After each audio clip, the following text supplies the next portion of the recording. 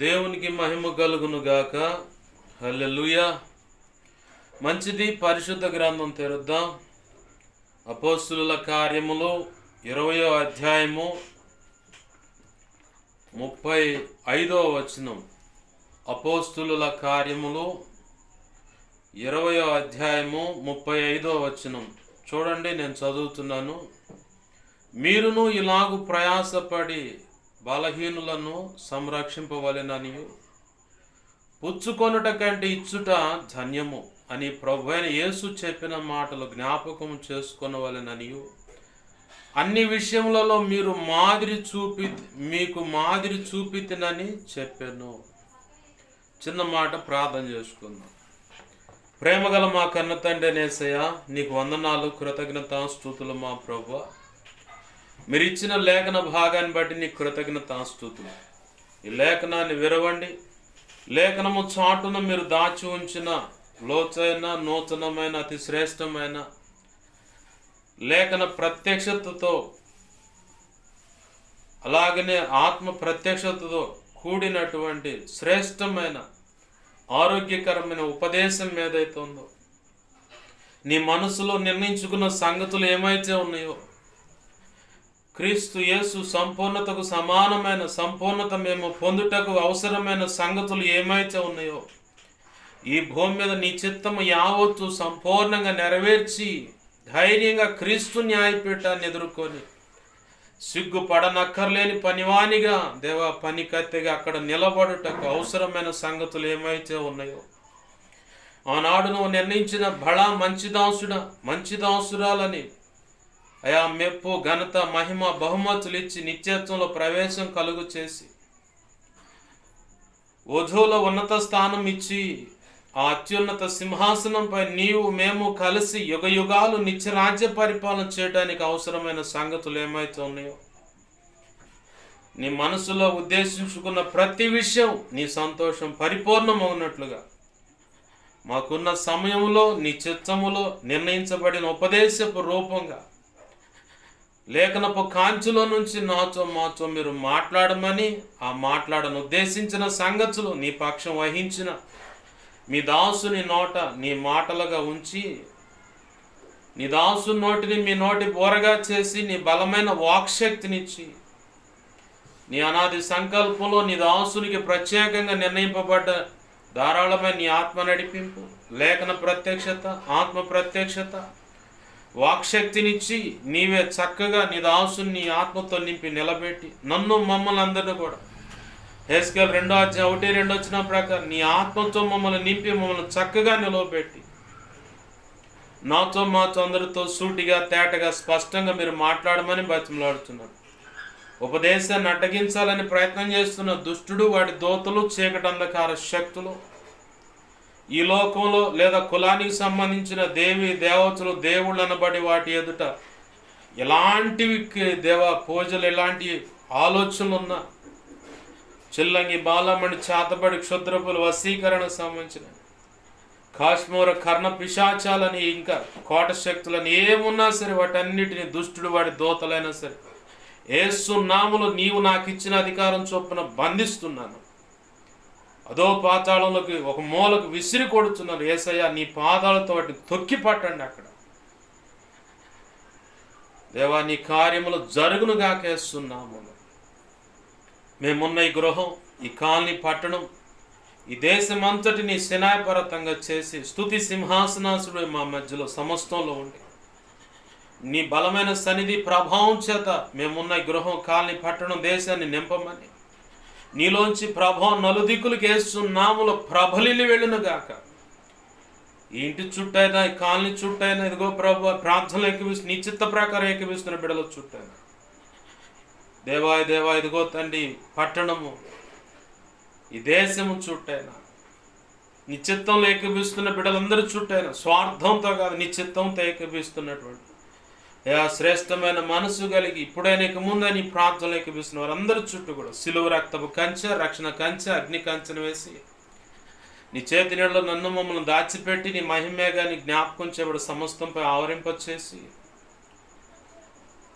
అయా నీవే నీ దేవదూతలు అగ్ని వంటి రథముల సైన్య సమూహం చుట్టూ దేవ కావలిగా ఉంచి నీవే అగ్ని ప్రాకారమై, జకర్యా గ్రంథం 2:5 ప్రకారం అగ్ని ప్రాకారమై నిలిచి మీరు ఉండండి ప్రభు. 91వ కీర్తన 1వ వచనం ప్రకారం మహోన్నతుని చాటున నివసించువాడు, సర్వశక్తుని నేడు విశ్రమించువాడు అన్నట్లుగా అలాగ నీ కృపలో మమ్మల్ని భద్రపరచమని ఆ లేఖనం ప్రకారం నీవే మాకు చూడండి. అతడు నన్ను ప్రేమించుచున్నాడు కాబట్టి నేను అతను తప్పించదును, ఘనపరిచదును అన్నావు. అటు కృప నాకు మాకు కూడా దయచేసి ఏ తెగులు గుడారమును సమీపించదన్నట్లు దేహమును గుడారము కానీ అయ్యా మేము నివాసం ఉంటున్న గుడారం అయినా సరే, ఈ ప్రాంతమైనా సరే ఏ తెగులు సమీపించకుండా నీవే కాపాడుదుగాక. కృపలో భద్రపరచమని సహాయం చేయండి. నీ పక్షం వహించిన నేను బలహీనుడను, ఎంత బలహీనుడో నీకు బాగా తెలుసు. నీ మీద అనుకున్నా, నీ కృప మీద ఆధారపడ్డాను. నా సమస్త అవిధేయతల అతిక్రమ దోషాలు, పాప దోషాలు, ఆజ్ఞాతిక్రమలు కూడా క్షమించు. శిలువ రక్తంతో సమస్త కీడు అపవిత్రతను కొట్టివే, శుద్ధ జలంతో కొట్టివే, పరిశుద్ధపరచు. నీ ఆనంద తైలాభిషేకం నాపై ఇంకనూ గొప్పగా ఉంచు ప్రభువా. పరిశుద్ధ ఆత్మగ్నిలో నన్ను పుటమే శుద్ధ సువర్ణంగా మార్చు. పరలో శుద్ధ సువర్ణ తైలం నాపై ఇంకనూ గొప్పగా ఉంచు. అయ్యా ఇదిగో ఇర్మియా 1:9, 10, 18, 19 వచ్చిన ప్రకారం నీ కృప నాకు దయచేయి. 81వ కీర్తన 10వ వచనం మొదటి భాగంగా 2వ భాగంలో చెప్పబడినట్టుగా అయ్యా నా నోటిని నీ వాక్కు చేత నింపండి, వాక్యము చేత నింపండి ప్రభు. దేవా కనికరించండి. అలాగనే యేసయ్యా నీ కృప మాకు దయచేయండి ప్రభు. నీ ఆత్మకార్యములు జరిగించండి. అపోస్తుల కార్యం 4:27 వచ్చిన ప్రకారం, మత్తయి 10:1 ప్రకారం, యెషయా 51:16 ప్రకారం నీ కృప నాకు దయచేయండి. అన్ని విధాలు అన్ని విషయాలు మీరు తోడుండి మాతో మాట్లాడి సహాయము చేయమని నీవు ఇచ్చిన లేఖన భాగాన్ని బట్టి నీ కృతజ్ఞతాస్తుతులు చెల్లిస్తూ యేసయ్య ఉన్నతనంత శక్తిగల నామున అడిగి వేడుకొని ప్రార్థించి సమస్తం పొందుకొని నీ నామాన్ని గొప్ప చేసుకుంటూ లేఖనపు కాంచెలో నాతో మాతో మాట్లాడమని బతిమలాడుతూ యేసు నామములోనే ప్రార్థించి సమస్తం పొందుకొని మహింపరచుకుంటున్నాం మా తండ్రి. Amen, amen, amen. మంచిది. సమకూడిన నా ఈ మాటలు వింటున్నా, ఈ వీడియో ద్వారా వింటున్నా, ఇక ముందు వినబోతున్నా ప్రతి ఒక్కరికి ప్రభు అయిన యేసుక్రీస్తు వారి పేరిట నా హృదయపూర్వకమైన వందనాలు. అందరికీ వందనాలు. చదువుకున్న లేఖన భాగంలో కనబడుతున్న సందర్భం, పౌలు భక్తుడు సంఘముతో మాట్లాడుతున్నాడు. తను ఎక్కడెక్కడైతే పరిచర్య చేశాడో, ఎక్కడెక్కడైతే సంఘాలకు దేవుని కృప చొప్పున నిర్ణయించబడిన వ్యక్తులను నాయకులుగా నిలబెట్టాడో, ఆయా ప్రాంతాలను సంచరించి అంతా ఎలా ఉన్నారు ఏంటన్నది చూసుకుంటూ వస్తూ ఉన్న సందర్భం అది. 15వ అధ్యాయంలో అట్టుకుంటా బర్నబాను పౌలు వాదన పడుతుంది. ఆ వాదన అనంతరం ఏమైంది? వాదన అనంతరం బర్నబాతో పౌలు విడిపోతాడు. పౌలు విడిపోయిన తర్వాత సౌలు తోడవుతాడు. బర్నబా విడిపోగానే పౌలుకి శీలా తోడవుతాడు. పౌలు శీలలు అనే రాసింది కాబట్టి శీలా అనే వ్యక్తి తోడవుతాడు. ఈ బర్నబా విడిపోవటానికి కారణం ఎవరంటే సమీపాజ్ఞాతి అయిన మార్కు అనే వ్యక్తి. ఆధ్యాత్మిక జీవితంలో అయినా సరే, భౌతికమైన కుటుంబ వ్యవస్థలో అయినా సరే, కాపురాలు కానీ కుటుంబంలో కూడా సంఘంలో అయినా సరే కొందరు ఆ సంఘ సహవాసం నుంచి విడిపోవటానికి కారణం కొంతమంది ఉంటారు. ఆ సంఘ సహవాసానికి విడిపోవటానికి కొంతమంది వ్యక్తులను అపవాది వాడుకుంటాడు. అంతకుముందు సఖ్యత కలిగే ఉంటారు, ఐక్యత కలిగే ఉంటారు, సమాధానం కలిగే ఉంటారు. ఒక చిన్న పనికాడే బై మిస్టేక్ ఇక అంతరంగంలో వ్యతిరేకత మొదలైద్ది. ఆ వ్యతిరేకత కాస్త మాటలతో యుద్ధం మొదలైద్ది. ఆ మాటల యుద్ధం కాస్త ఇక ఆ వ్యక్తులను వేరు పెట్టడము, హృదయములో లోతైన గాయాలయ్యే మాటలు ఈ హృదయ అంతరంగంలో పగబెట్టుకున్న వారి ద్వారా అవతల వ్యక్తులకు తగులుతూ ఉంటాయి. తగలటమే కాదు, ఆ గాయాలను బట్టి ఇక మనసు చికాకు వచ్చి ఈ సంఘంలో ఉండటం కంటే చిన్నగా ఏడవ చోట మనం దారి చూసుకోవటం మేలని అలా సర్దుకున్న వాళ్ళు చాలామంది ఉన్నారు. ఒకవేళ నీ పరిస్థితి ఎలాంటిది అయితే దైవ చిత్తంలో దేవుని పాదాలు పట్టుకొని దేవుణ్ణి అడుగు. మొదటిగా, ప్రభువా ఇక్కడున్న ఈ పరిస్థితులు ఇలా ఉన్నాయి, మరి నేను ఇక్కడే ఉండాలా? నీ చిత్తం అయితే ఉండటానికి అవకాశం ఇవ్వు. లేదు నీ చిత్తం కాదా, ఎక్కడ ఉండాలో నాకు మార్గం చూపించు. ఏ సంఘంలో నేను సభ్యుడిగా ఉండాలి, ఏ దైవజనుడి యొక్క కనుసన్నల్లో నేను పెరగాలి, పోషింపబడాలి, నా కుటుంబమైనా మేమైనా ఆశీర్వదించబడటానికి నువ్వు నిర్ణయించినటువంటి వ్యక్తి, ఆ దైవజనుడు ఎవరు, ఆ సంఘం ఏంటో నాకు తేటగా తెలియపరచంటే ప్రభు ఖచ్చితంగా చూపిస్తాడు మార్గం. ఎందుకంటే నువ్వు ఉండలేని పరిస్థితి అక్కడ కలిగింది కాబట్టి ఇది ఒక కోణం.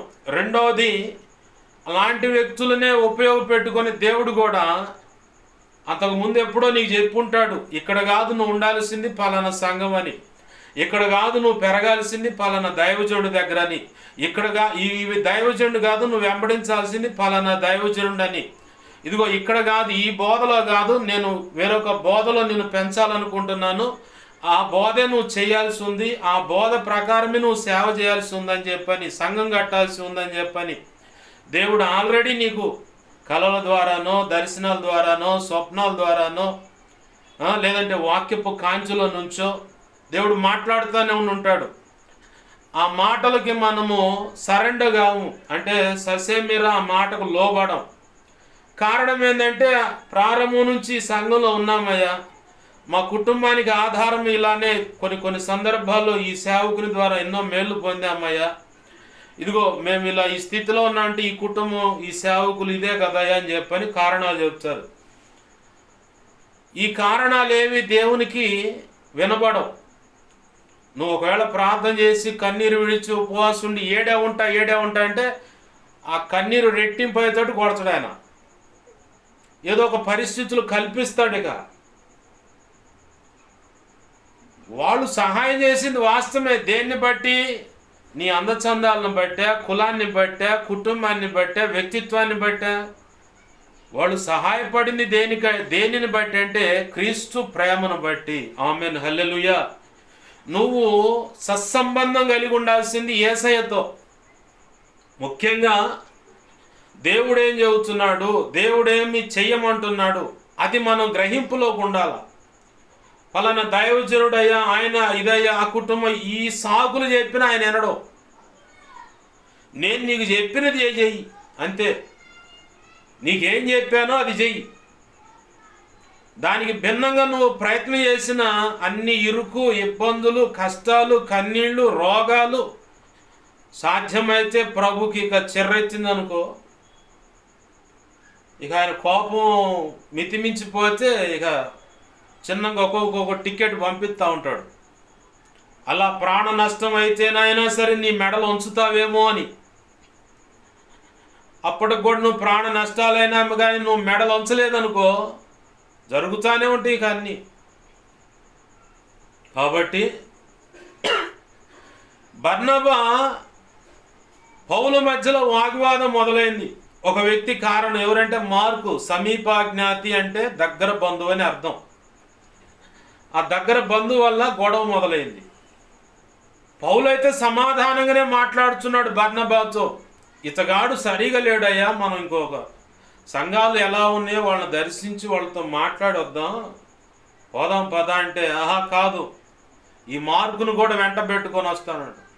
ఈరోజు ఒకవేళ ఒక దైవజనుడుగా నీకు దేవుడు ఇచ్చినటువంటి సంఘాలను దేవుడు వెళ్ళి ఆ సంఘాలను దర్శించు, ఓ ప్రత్యేకమైన కూటాలు పెట్టి వాళ్ళతో గడుపు అని చెప్పని దేవుడు మాట్లాడుతుంటే, నీ మస్తిష్కంలో పుట్టిన ఆలోచనలకు అనుగుణంగా, మస్తిష్కం అంటే మెదడు, ఆ మస్తిష్కంలో పుట్టిన ఆలోచనలకు అనుగుణంగా నువ్వు ఒకవేళ అడుగులు వేస్తూ ఇదే దేవుని ప్రేరణని కొనసాగుతున్నట్లయితే సంఘాల్లో చాలా తీవ్రమైన నష్టాన్ని నువ్వు రుచి చూస్తావు. ఒక సంఘ కాపరి అయితే, ఆ మినిస్ట్రీ వ్యవస్థాపకుడు అయితే ఎవరితో మాట్లాడుతున్నాడో నాకైతే తెలియదు, కానీ ఇది యూట్యూబ్లో అప్లోడ్ అయిన తర్వాత దేవుడు ఎవరితోనూ మాట్లాడబోతున్నాడు, అందుకే ఈ మాటలు అందిస్తున్నట్టున్నాడు అనిపిస్తుంది నాకు.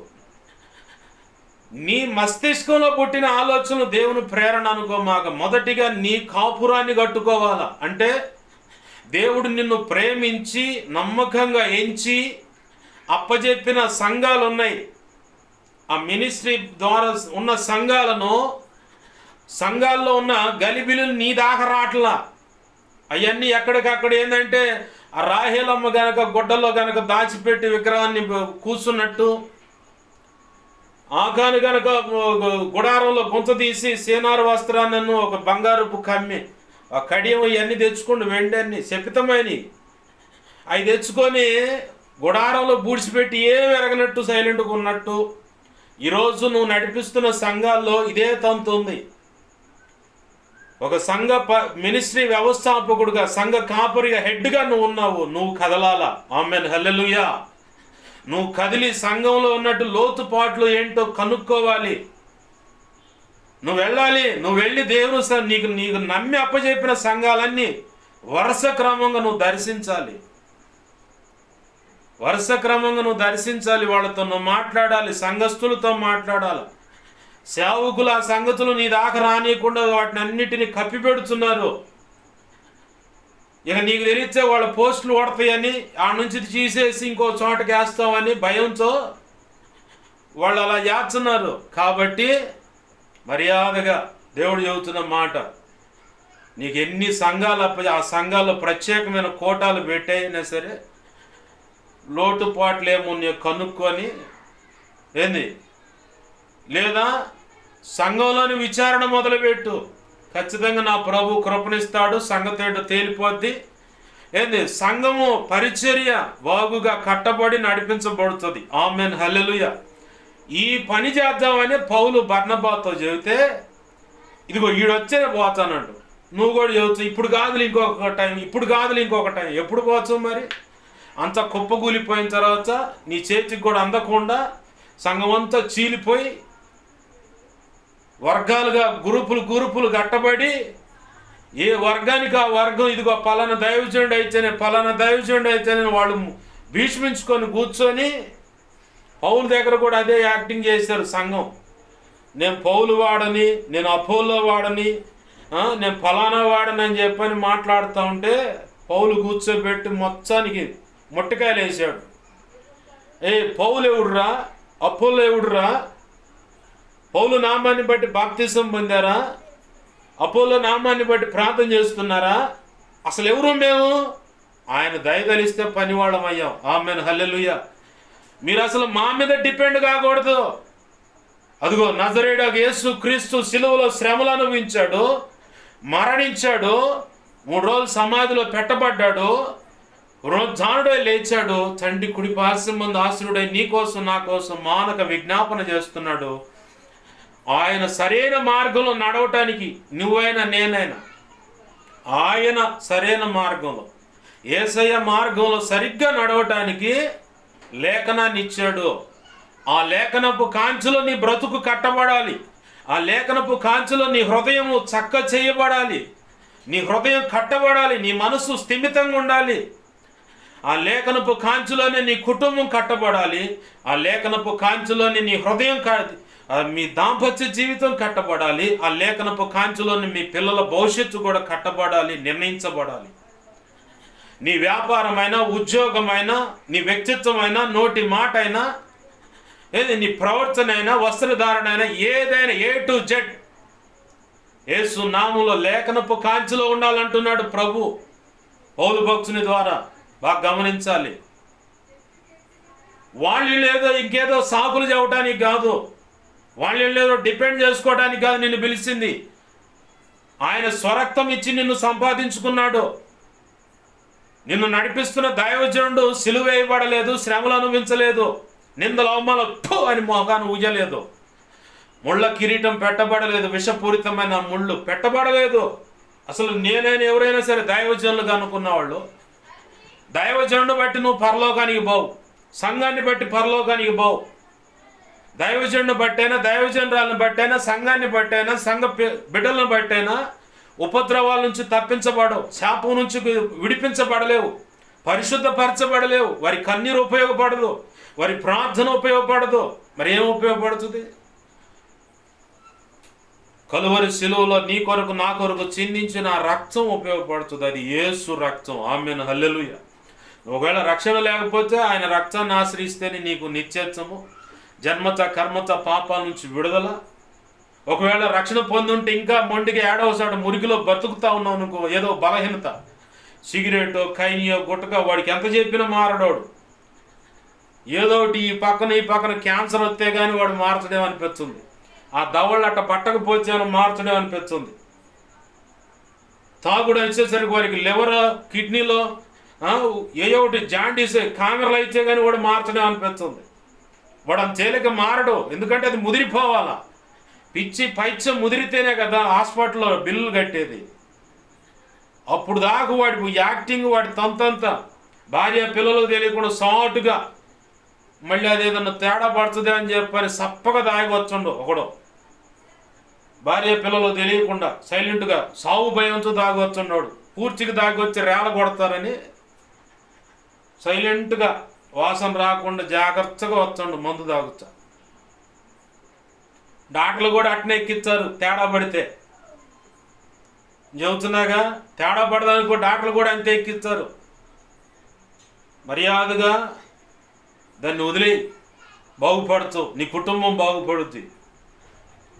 అలాంటి మురికి వ్యభిచారంలో బ్రతికే వాళ్ళు ఉన్నారు. రక్షణ పొంది కూడా అక్రమ సంబంధాలు బ్రతుకుతున్న వాళ్ళు ఉన్నారు. వాడు వదిలిపెట్టడు ఆ సెల్ ఫోన్లో ఆ చాటింగ్ ఆడపిల్లలతో. మళ్ళీ పెళ్ళా ఉంది వీడికి, మళ్ళీ పిల్లలు, ఓ పిల్లగాడు, మళ్ళీ వాడు వదిలిపెట్టడు ఆ చాటింగ్, వదిలిపెట్టడు. ఈ పనికి మాలింది కూడా ఆ చాటింగ్, ఆ వాట్సాప్ చాటింగ్లో వీడియో కాల్స్, అది మాంది. అది ఆ పనికి మాలింది మాంది. ఎందుకంటే పూర్తిగా జీవితం మొత్తం రోడ్డును పడి నాశనం అయిపోతే కాపురం, అప్పుడు అది మానుద్ది. అదే అంటున్నా, కావాలని సిగ్గు రావాలి, రోషం రావాలని. యవనస్తురాలుగా ఉన్నావు, యవనస్తుడిగా ఉన్నావు, నీకెందుకు అది వద్దన్న పనికి మాలిన చాటింగ్స్? ఎందుకు వాటితో, ఎందుకు ఆమెతో ఆ చాటింగ్స్ ఎందుకు? నీ జీవితాన్ని నాశనం చేసుకోవడం తప్ప. రక్షణ పొందావు, దేవుని పిల్లలం అంటున్నావు. లేదు, మా ఇంట్లో వాళ్ళు రక్షణ పొందారు, మేమైతే దేవుని పనిలో ఉన్నాం, పరిచర్య చేస్తున్నాం, సండే స్కూల్ నడిపిస్తున్నాం. నీకెందుకు మళ్ళీ ఆ వాట్సాప్ చాటింగ్స్ ఎంత ఎందుకు? వద్దు. అవి దేనికి? దేవుడు వద్దన్నప్పుడు వదిలేయటమే. కావాలని నువ్వు తగిలించుకున్నావు ఆ సంచులు, నీ జీవితం అంతా చినిగిపోయి ఇస్తిరాకైపోద్ది. దేవుడు వద్దన్నాడంటే అది నష్టం, కాబట్టి వదిలేయాలి. అంతే. వదిలేయలేకపోతున్నానండి, అవసలోడు బ్లాక్మెయిల్ చేస్తున్నానంటే పగిలింది ఆ కొట్టండి, వాడినైనా దాన్నైనా. దూరేటప్పుడు తెలీదు, దాంట్లో తలకాయ పెట్టేటప్పుడు తెలీదు, తెగ నరుకుద్దని, జీవితం మొత్తాన్ని పాడు చేస్తుందని తెలిసి కూడా తగిలించుకొని వచ్చాం బురదంతా. ఇప్పుడు కడుక్కోవాలి యేసు రక్తాన్ని బట్టి. ఆమేన్, హల్లెలూయా. క్రీస్తు రక్తంలోకి బాప్తీస అనుభవంలోకి వచ్చినట్లయితే ఇక నువ్వు ఒక మాట చెప్పేయచ్చు, ఒకప్పుడులాగా కాదు, నేను మారిపోయా, నా ప్రభు పాదాలు పట్టుకున్నా నేను, ఇక చాలు, ఆ జీవితం కథం అయిపోయింది, ఇక సర్దుకో అని చెప్పటమే. కాదని నువ్వు ఇంకా బులుముకుంటావు అనుకో, అవ్వాల్సింది అంతా అవుతూ ఉంటుంది. ఏసన్న గారు అంటూ ఉంటాడు, పాస్టర్ గారు పలానోడు ఉద్యోగానికి కాలేజీకి ఆడుకు పోయొచ్చా ఉంటే ఎమ్మడ పడుతానంటే, ఏసన్న గారు చెప్పిన వాక్యం గుర్తొస్తున్నట్టుంది కొంతమందికి. ఏం పేరు అనగానే పళ్ళికిలు ఇచ్చి మరి మెలకలు తిరిగి చెప్పొద్దంట. పలానా పేరు, ఏ ఊరు, ఏడ అడ్రస్ అని చెప్పాలి, ఫోన్ నెంబర్లు అన్నీ ఇచ్చి మరి ఇలా దాక్కుంటే అట్ట ఇచ్చేటప్పుడు తెలీదు. వాడి మిడియాలం పుడితే ఎట్టతాడు, ఏం చేస్తాడు, ఏమవుతాడు, అల్లరవుతాను, ఇంటికాడ తల్లిదండ్రులు రేల కొడతారు, తేడా పడుతూ రోడ్డున పడుతుంది నా బ్రతుకు. తెలుసు కూడా మిడియాలం నేను అన్ని జ్ఞానంగా తప్పించుకోగలనని. ఇప్పుడు అదేమో ఏనుగు గజ్జాల తగులుకుంది. ఏనుగు గజ్జ అంటే తెలుసా మీకు?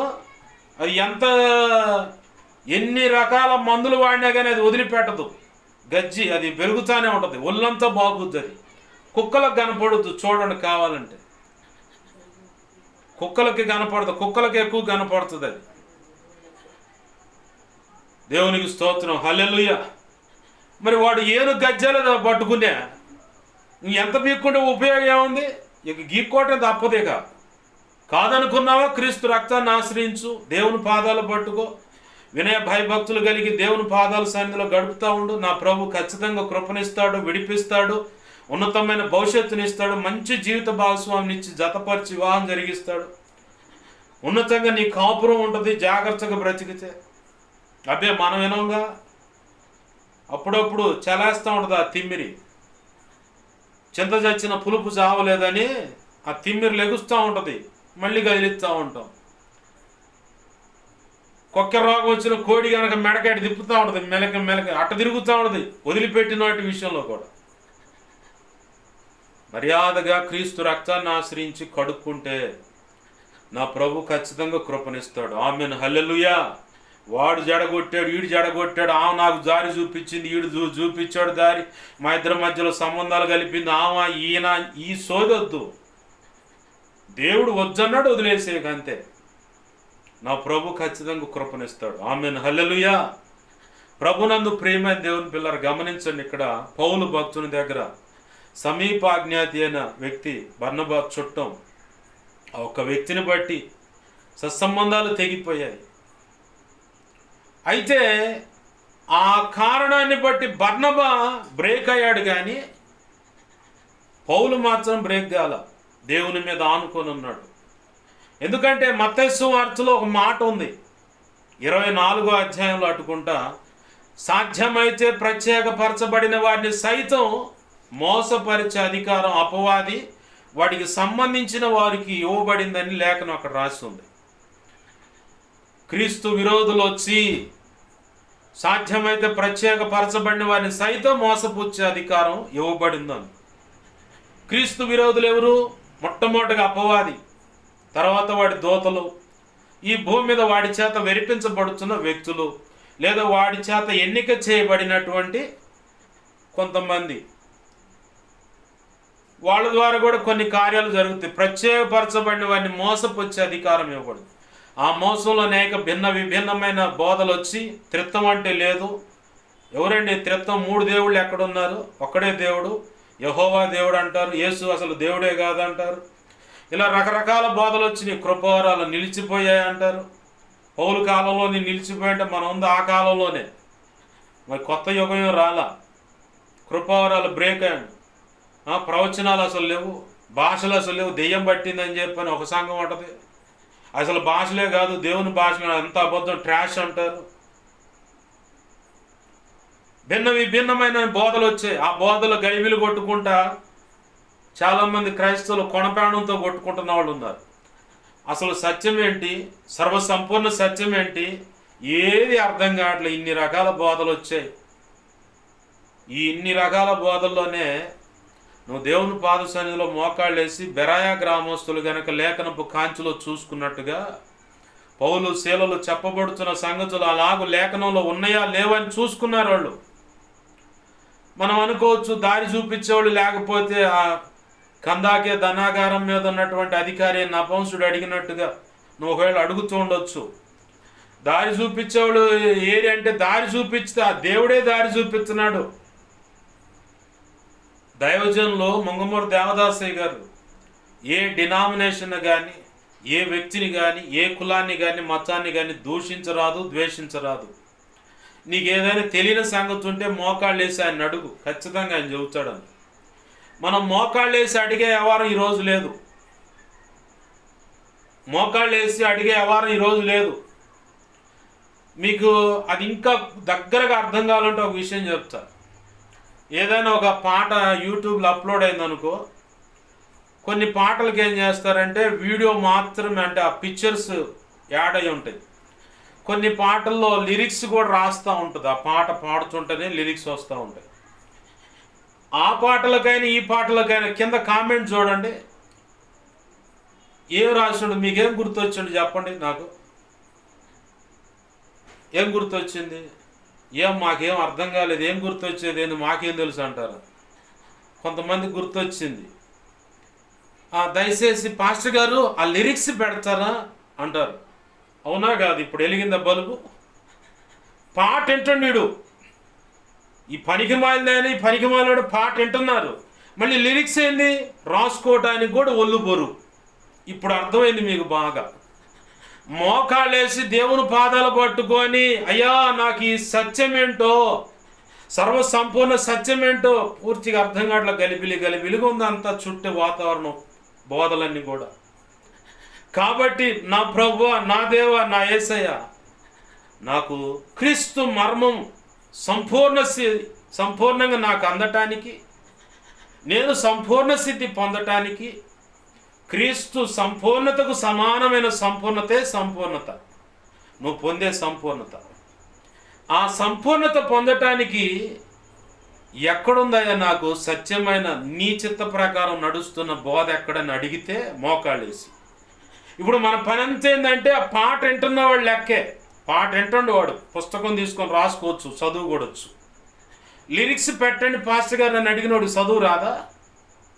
వచ్చు, తెలుగు అర్థం అవుతుంది. ఒకడు అంటుండే నేను తెలుగు అర్థం చదవలేను, ఇంగ్లీష్లో పెట్టండి. అరే నీకు తెలుగు అర్థం అవుతుంది, ఆ పాట పాడుతున్నావు, నువ్వే రాసుకో ఇంగ్లీష్లో. కాదు, ఇంకోటి పెడిచి ఇడు కూర్చొని అంటాడు. కనీసం ఆ పాట రాసుకోవడానికి కూడా ఒళ్ళు బరువైనటువంటి క్రైస్తత్వం ఈరోజు ఉంది. సత్యం ఏంటో గ్రహించలేని పరిస్థితుల్లో మోకాళ్ళు వేసి, ప్రభువా నేను ఎక్కడ, ఏది సత్యం ఏంటి? ఎన్నో బోధలు వచ్చాయి, ఆ బోధల్లో నేను ఏ బోధ వెంబడించాలి, ఏ బోధ ఆకలింపు చేసుకోవాలి, ఏ దైవజనుడి ద్వారా నేను సంపూర్ణ స్థితి పొందుతాను? దైవజనుడు నీకు భూమి మీద ఇవ్వబడింది దేనికంటే, క్రీస్తు పోలికలోకి నిన్ను తేవటానికే దైవజనుడు నీకు ఇవ్వబడ్డాడు. దైవజనుడి దగ్గర మెప్పు ఘనతలు పొంది అమ్మగారు అయ్యగారు అని సంకలు కొద్దడానికి కాదు. ఆ గబ్బు కొట్టే సంకలు ఎన్నిసార్లు ఎగరేసి బాగుతావు? గబ్బు కొట్టే సంకలు చూపించడానికి కాదు. దేవుని యొక్క రెక్కల చాటుకు నువ్వు దూరాల, నువ్వు అక్కడికి వెళ్ళిపోవాలి. నువ్వు రెక్కల చాటు కంటే ప్రార్థన. ఆమేన్, హల్లెలూయా. ఆ ప్రార్థనలోకి వెళ్ళిపోతే నీకు అందాల్సిన సంగతులన్నీ ఆయన అందిస్తాడు. నేను అలా బోధ చేయబడ్డావండి, నేను చేయలా, ఆయన నాకు బోధ చేస్తే నేను విన్నా. దేవునికి మహిమ కలుగును గాక, హల్లెలూయా. ఆయన నాకు బోధిస్తే నేను విన్నాను. ఏ కాడికి పక్కనోడి దగ్గర పక్కనోడికి పని చెప్పి నువ్వేదో ప్రశాంతంగా బ్రతుకుతాము, భక్తి చేద్దాం అంటే రేపొద్దున జీతం ఎవరికి ఇస్తారు? నీకు సలహా ఇచ్చినోడికి ఇస్తారు. నీకే మీరు పొరపాటును కూడా. కారణం ఏందో తెలుసా? నువ్వు కష్టపడలా, షో చేసావు అంతే. నీకు సలహా ఇచ్చినోడికే జీతం వచ్చుద్ది కానీ, పరలోకంలో మెప్పు ఘనత వచ్చుద్ది కానీ, లిరిక్స్ పెట్టు పాస్టర్ గారు మేము రాసు వింటున్నావుగా, సంగతి తెలుసుగా నీకు దేవుని పాదసన్నులు అడగాలని. అవన్నీ తెలిసి కూడా పక్కనోడిని అడగడం దేనికి? నువ్వు మోకాళ్ళే మర్యాదగా. అబ్బే మోకాళ్ళు సహకరించు పాస్టర్ గారు. 100 సంవత్సరాల ముసలోళ్ళు మోకాళ్ళు వేస్తున్నారు. 20, 30, 25, 18, 19 వచ్చిన వాళ్ళు కూడా మోకాళ్ళు వేయటం కష్టమైపోతుంది. నేను చెప్పనా, మెయ్యకో మెమ్మకో లేదంటే నీ భర్తకో భార్యకో ఏదన్నా తేడా పడ్డదని రోగం వచ్చిందని అప్పుడు పడవు మోకాళ్ళు, అప్పుడు రావు నిలువు మోకాళ్ళ మీద. అప్పుడు వస్తుంది దుఃఖం కట్ల తెంచుకొని, వామో నా బిడ్డను కాపాడు, వాయో నా భర్తను కాపాడు, వామో నా పెళ్ళం, వామో మా అమ్మ, వామో మా అయ్య అని చెప్పని అప్పుడు ఆడవు. అప్పుడు నిలువు మోకాళ్ళు వేస్తావుగా. అంటే నీకు ఎప్పుడు వెనకాల ఏదో దరుగు ఉండాలన్నమాట నిలువు మోకాళ్ళ మీద నిలబడాలంటే. అంతేగా మరి ఇజ్రాయేల్ ప్రజల సామెత అయింది, మరి ఆ రక్తమేగా మనలో ఉంది. వాళ్ళు కూడా అంతే. ఎర్ర సముద్రం దగ్గర రాగల, రే మోసే ఏందిరా సంగతి అని చెప్పని మమ్మల్ని చంపటానికి కదా తెచ్చిందన్న. ఏంది ప్రభు వీళ్ళు ఎట్ట మాట్లాడుతున్నారంటే, వీళ్ళు లోబడనొల్లని ప్రజలయ్యా. ఎవరంటే వీళ్ళు లోబడనొల్లని ప్రజలు, కాబట్టి వీళ్ళు నేను పరీక్షించాలి. ఎర్ర సముద్రం ముందుకు దేశాబా, ఎర్ర సముద్రం ముందు దేశాబా వీళ్ళ ముందు అక్కడ నేను పరీక్షిస్తాను వీళ్ళని. అక్కడ మొదలైన పరీక్ష యోర్దాన్ని దాటబోయేదాకా పరీక్షలోనే కొనసాగారు. అందుకే ప్రభు మన బ్రతుకు కాలంలో కూడా ఏదో ఒక చిన్న ముళ్ళు ఉంచుతున్నాడు. కాబట్టే కన్నీరు వస్తుంది, కాబట్టే మోకాళ్ళు వచ్చను, కాబట్టే ప్రభు అని అడుగుతున్నావు. అది లేకపోతే మనం అలింగాంగా చూడాల. నువ్వు స్వేచ్ఛనిచ్చి, సమస్య లేకుండా స్వేచ్ఛనిచ్చి ప్రార్థన చేయమ్మాయి, ప్రార్థన చేయబ్బా అని చెప్పండి, ప్రార్థన చేసి నువ్వు పొరపాటును కూడా ప్రార్థన చేయాల. సమస్య ఉన్నప్పుడు, ఇరుక్కున్నప్పుడు, ఇబ్బంది ఉన్నప్పుడు కార్చిన కన్నీరు యొక్క తీవ్రత ఎంత, హృదయ ఆవేదన ఎంత, మోకాళ్ళ మీద నిలబడి గడిపిన సమయం ఎంత, పరిస్థితులన్నీ చక్కబడిన తర్వాత అదే డెప్త్, అదే రీతిగా కన్నీరు, అంతే మోకాళ్ళ అనుభవం ఉందా నీకు? చెప్పలేము. నువ్వై నేనైనా ఎవరూ చెప్పలేము. కాబట్టే ఏదో ఒకటి బరువు పెట్టి నడిపించండి ఆయన. రోగమను, కుటుంబంలో సమస్యలను, పిల్లల సమస్యలను, పెళ్ళంతో సమస్యను, భర్తతో సమస్యను, అప్పులోడితో సమస్య తీరవై అది ఉండాలి నీకు. అంతే, నడు నడు అంటాడు. జత కోడిదోళ్ళు సాగలాగేటప్పుడు ముందు టైర్ కడతారు, లేకపోతే అయ్యాలి ఇంకా ఉత్త కాడిమాని అయితే అట్నే ఇక దేనికి దానికి చీలిపోతాయి, ఎర్రగొడతాయి కాడిమాని. కాబట్టి కోడిదోళ్ళను సాగలాగుట అంటారు. అంటే వ్యవసాయం అలవాటు చేయడానికి ముందు టైర్ కడతారు దానికి. తర్వాత ఒక 10-20 రోజులు 2 వారాలు అట్లా నడిపిన తర్వాత దాని మీద ఒక రాయో బస్తా వేస్తారు. ఏది? ఇసుకో మట్టి బాగా ఫిల్ చేసి దాన్ని వేస్తారు. ఆ భారంతో కొన్నాళ్ళు నడిపిస్తారు. ఆ తర్వాత సెగడా బండి కానీ టైర్ బండి కానీ ఉంటే దాన్ని గట్టి నడిపిస్తారు. ఆ తర్వాత చిన్నది పందె బండి ఉంటుంది, చిన్నవి సాగలాగే వాటిలో ఆ బండ గట్టి లాగుతూ ఉంటారు. ఆ తర్వాత చిన్నగా సెగడా బండి ఉంటే దానికి మధ్యలో అడ్డంగా కాడిమానేసి బలం గట్టిగా బట్టి లాగే విధానం దానికి నేర్పుతారు ఆ కోడదోళ్ళకి. ఆ తర్వాత ఇక చిన్నగా 10 బస్తాలు బరువు వేసి నడిపిస్తూ ఉంటారు. వ్యవసాయానికి అలవాటైంది. దుక్కి దున్నడానికి పొలంలో అయితే పాడు చేస్తాయి అని చెప్పని ప్లెయిన్గా ఉన్న దుక్కి పొలంలోకి తీసుకెళ్ళి దున్నుతూ ఉంటారు సాగలాగటానికి. అవి ఎంత భారం పట్టగలవు అని చెప్పని చిన్నగా బరువు పెంచుకుంటా వాటిని సాగలాగుతారు. దేనికి? ఒక శ్రేష్టమైన పాత్రలు, పనికి ఉపయోగపడే, వ్యవసాయానికి ఉపయోగపడే పాత్రలుగా కోడెదోడలను సాగలాగుతారు. వ్యవసాయం ఉంది కాబట్టి, మేము రైతులుగా ఉన్నాం కాబట్టి అది అర్థమైంది. ఆధ్యాత్మిక వ్యవసాయంలో కూడా నువ్వు ఉన్నావు. దేవునితో ఆ కనాను దేశంలో అడుగు పెడతానికి నువ్వు ఎంచబడ్డావు కాబట్టి నీకుంటుంది. ఇప్పుడు ఆ కోడిదోళ్ళని ఎలా అయితే సాగలాగుతున్నారో అట్నే చిన్నగా ఒక్కోటి పెంచుకుంటూ ఒక పరిపూర్ణ వ్యక్తిత్వం నీలోకి వచ్చేంత వరకు కూడా ఆ బరువు ఉంటుంది, ఆ నలుగుడు ఉంటుంది, అన్నీ ఉంటాయి. కానీ ప్రతి దాని మీద కోడిదోళ్ళు ఎలా అయితే నడిపిస్తున్న రైతు మీద, ఆ సాగదోలే వ్యక్తి మీద ఆధారపడతాయో, నువ్వు కూడా నిన్ను నడిపిస్తున్న పరిశుద్ధాత్మ దేవుని మీద ఆధారపడాలి. ఆమెన్, హల్లెలూయా. అప్పుడు మాత్రమే ఇరుకని, ఇబ్బంది అని ఏ పరిస్థితులైనా నీకు నెమ్మది, సమాధానం దొరుకుతుంది. ఆమెన్, హల్లెలూయా. బాగా గమనించండి. ఈ పౌలు శీలలు బయలుదేరిగా అక్కడక్కడ చూసుకుంటా దేవుని పని జరిగించుకుంటూ సాగిపోతూ ఉన్నారు. అయితే కొంతమందికి పౌలు మీద వ్యతిరేకత మొదలైంది. తెలియని ద్వేషాన్ని పెట్టుకున్నారు. లేఖనాన్ని ఎరిగిన వాళ్ళే తెలియని ద్వేషాన్ని పెట్టుకున్నారు. మరి అదే పోయేగాలం నాకు అర్థం కాదు. ఈరోజు దైవజనుల విషయంలో కూడా భారతదేశంలో కావచ్చు, ప్రపంచ దేశాలు, ఆయా దేశాల్లో కావచ్చు, దైవజనుల మీద తెలియని ద్వేషాన్ని పెట్టుకొని ఎలాగైనా వాళ్ళని చంపాలా, ఎలాగైనా ఆ సేవను పాడు చేయాలా, ఎలాగైనా దేవుని నామం ఘనపరచబడకుండా ఆపాలి, డైరెక్ట్గా ఫేస్ చేసేది కొంతమంది ఉంటే, మొన్న పోయిన 25వ తారీఖు తెలంగాణలో ప్రాంతంలో దైవజనుడు ఇంట్లో జరుగుతున్న సేవను పోయి మాలేసుకున్నారు. మరి అది ఒక దరిద్రం ఏందో అర్థం కాదు. మాలేసుకున్నవాడు శాంతియుతంగా ఉంటారంటారు, ఆడ కూతురు మీద తొందరపడి కూడా చేయరు. మరి అలాంటి జై శ్రీరామ్ అంటూ నువ్వు ఎవడుకు పుట్టావు అని దైవజనుడు అడిగితే అదే మాట తిరిగి అడిగింది ఆడపిల్ల, నువ్వెవరుకు పుట్టావు అని చెప్పారు. భారతదేశంలో నేర్పినటువంటి ఒక సభ్యత, ఒక సంస్కారం ఏంటంటే స్త్రీలను గౌరవించటం. వాడి ఎడుగుడు గౌరవించే విధానం లేదు. కొంతమంది అంటూ ఉంటారు, ఇప్పుడు అమ్మ అన్నవాడిని మీ అమ్మని అట్ట ఇది అని చెప్పి నీ పెళ్ళం అట్ట ఇదంటే వాడు మనిషా లేకపోతే పందితో సమానం. నువ్వు అమ్మ అమ్మ అంటున్నావు, ఆ అమ్మనే అట్ట ఎట్ట అని చెప్పంటే, భారతదేశం మన పెద్దలు నేర్పింది స్త్రీలను గౌరవించండి. అక్కడ దాడి చేస్తున్న వాడికి స్త్రీల మీద గౌరవం లేదు. ఇప్పుడు వాడి కన్న తల్లిని కూడా వాడు అట్టనే చేస్తాడు. అప్పుడు కట్టుకున్న పెళ్ళాం విషయంలో అంతే చేస్తాడు కదా. తోడబుట్టిన ఆడపిల్ల చెల్లెలే కానీ, అక్క కానీ, అచ్చ కానీ, ఉన్నారు కదా ఆడవాళ్ళు అనేక బాధ్యతలు. ఆ యొక్క విధానంలో అందరి విషయంలో వాడి పద్ధతి ఇక అదేగా. వాడు చెబుతున్న దేవుడు నేర్పింది అదేనేక. అడగదలుచుకుంటే ఇలానే ఉంటాయి పరిస్థితులు. భారతదేశంలో ఉన్న పరిస్థితులు ఈరోజు చాలామంది, నిన్న నేను ఊళ్ళో నుంచి వస్తూ ఉన్నాను, నాకు స్వరం వినపడుతూ ఉంది. ఇదిగో కొంతమందిని ఆ ప్రవీణ్ పగడాల గారిని చంపేసినట్టుగా కొంతమంది చంపాలనుకుంటున్నారు. గతంలోనే ఒక స్కెచ్ తెలిసింది, 300 పైచులకు దైవజనులు ఉన్నారు.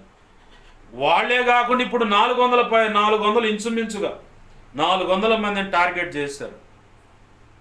నువ్వు ఒక క్రైస్తవుడిగా, క్రీస్తు రక్తంలో కడగబడిన వ్యక్తిగా, నువ్వు పరిచారకులో, సంఘ పెద్దలో, విశ్వాసులో, సేవకులో ఏమన్నాగా, ఏ సంఘం అన్నా కానీ కనీసం నీ బాధ్యత ఈ పరిస్థితుల కోసం నువ్వు ప్రార్థన చేయాలి. దైవజనులు భయంకరమైనటువంటి యుద్ధంలోకి వెళుతున్నారు, లోకంలోకి వెళుతున్నారంటే ఎవడు ఎక్కడ ఎంత కుయుక్తిగా ప్రేమను కనపరుస్తూ అంతరంగంలో ద్వేషాన్ని నింపుకొని ఎవరెవరిని ఎక్కడ ఏం చేయాలనుకుంటున్నారో ఎవరికి తెలియదు, ఒక దేవునికి తప్ప. ఆమేన్, హల్లెలూయా. దేవుని ఆత్మచేత నింపబడ్డ ఆ దైవజనుడు ఆ వ్యక్తికి తప్ప ఇంకెవరికి తెలియదు. అది కూడా ఆ దైవజనుడికి దేవుడు చెబితే తప్ప. బాగా గమనించండి. బిర్రుగా 3 పూటలు తిని ఏది కంటి నిండా నిద్రపోతా ప్రశాంతంగా జీవిస్తున్నావు అంటే నువ్వు చచ్చిపోయిన క్రైస్తవుడు, ఇంకా క్రైస్తవురాలివి. ఒక్క పూటన్నా కడుపు కట్టుకో, ఒక్క పూటన్నా కడుపు మార్చుకొని, ఒక్క పూటన్నా అయ్యా మా దైవజనుడు, స్థానిక నీ దైవజనుడు కోసం ప్రార్థన చేయి. ప్రపంచంలో ఉన్న దైవజనుల కోసం కాదు నేను ప్రార్థన చేయాలి, నీ స్థానికంగా నువ్వు వెళుతున్న దైవజనుడి కోసం ప్రార్థన చేయి. నీతో పాటు ఉన్నటువంటి సంఘస్థులకు క్షేమం కోసం ప్రార్థన చేయి. ప్రభు చెప్పిన మాట, నిన్ను వలె నీ పొరుగు వారిని ప్రేమించు అన్నాడు. ఎదుటివారు నీకు ఎలా చేయాలనుకున్నాడు, ఎలా చెయ్యాలి, గౌరవ మర్యాదలైనా ఏదైనా నువ్వు పొందుకోవాలనుకుంటుంటే ఎదుటివారి విషయంలో అదే రీతిగా ఆ వ్యక్తికి చేయమన్నాడు దేవుడు. నేను బాగా నా మనసులో ఆ మాటలు బాగా గుర్తింపులో ఉన్నాయి.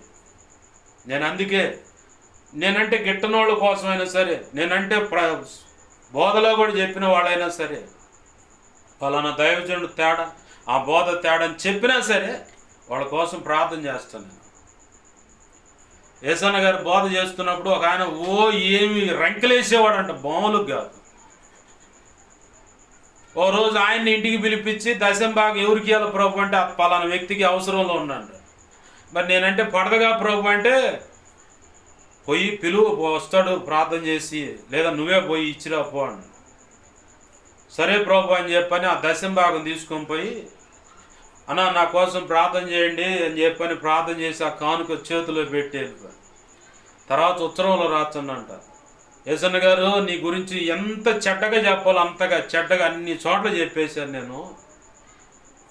మరి నా విషయం తెలుసు, నీకు నా వ్యక్తిత్వం తెలుసు, మరి నాకు ఈ కానుక ఎలా ఇచ్చారు? నాకు కరెక్ట్గా 12,000 అవసరమయ్యా. కానీ దేవుడు నీ ద్వారా నాకు సహాయం అందించాడు, దేవుని స్తోత్రం, నాది పొరపాటు క్షమించండి యేసన్న గారు అంటే, యేసన్న గారు అన్నాను, నేను ఎప్పుడో క్షమించాను, అయిపోయింది. ఏంది తెలియక చేస్తున్నావు అంతే, తెలిసిందిగా ఇప్పుడు జాగ్రత్తగా ఉండాను. దేవునికి మహిమ కలుగునుగా. హల్లెలూయా. నేను అదే పని చేస్తాను, నేను మాత్రమే రాజీపడిన. అందుకే ఒక మొన్న పాటలు రాసుకున్నాను, శ్రేష్టమైన భక్తుల యొక్క జీవితాన్ని నాకు మాదిరిగా చూపించావయ్యా అని ఆ పాటలో ఆ మాట మెన్షన్ చేయటానికి ప్రభు కృపనిచ్చాడు. ఆమేన్, హల్లెలూయా. మరి వాళ్ళు చూపించిన మాదిరే కదా నువ్వైనా నేనైనా ఎదుగుతున్నామంటే, బ్రతుకుతున్నామంటే, ఆధ్యాత్మికంగా జీవిస్తున్నామంటే, కొనసాగుతున్నామంటే, భక్తి చేస్తున్నామంటే, ప్రార్థన చేస్తున్నామంటే, పరిచయం చేస్తున్నామంటే, సేవ చేస్తున్నా, ఉపదేశిస్తున్నా, సంఘాన్ని గడుస్తున్న వాళ్ళు చూపించిన మాదిరిగా నీకెవరు పైనుంచి ఎవరైనా దిగొచ్చి చెప్పారా? దేవదూతలు. పౌలైనా నీకు మాదిరే, అపోస్తులైన నీకు మాదిరే, యేసు ప్రభువారైన నీకు మాదిరే. వాళ్ళని అనుసరించినటువంటి శ్రేష్టమైన భక్తులు ఎందరో కాలం చెల్లిపోయిన వాళ్ళు ఉన్నారు, ప్రభు దగ్గరికి వెళ్ళిపోయిన వాళ్ళు. ఇప్పుడు మనుగడ కొనసాగిస్తున్న వాళ్ళు ఉన్నారు, జీవిస్తూ ఉన్నవాళ్ళు ఉన్నారు. మనుగడ అంటే జీవితం గడపటం, మనుగడ కొనసాగిస్తూ ఉన్నవాళ్ళు ఉన్నారు. వాళ్ళందరూ మాదిరే కదా నీకైనా నాకైనా. బాగా గుర్తుపెట్టుకో.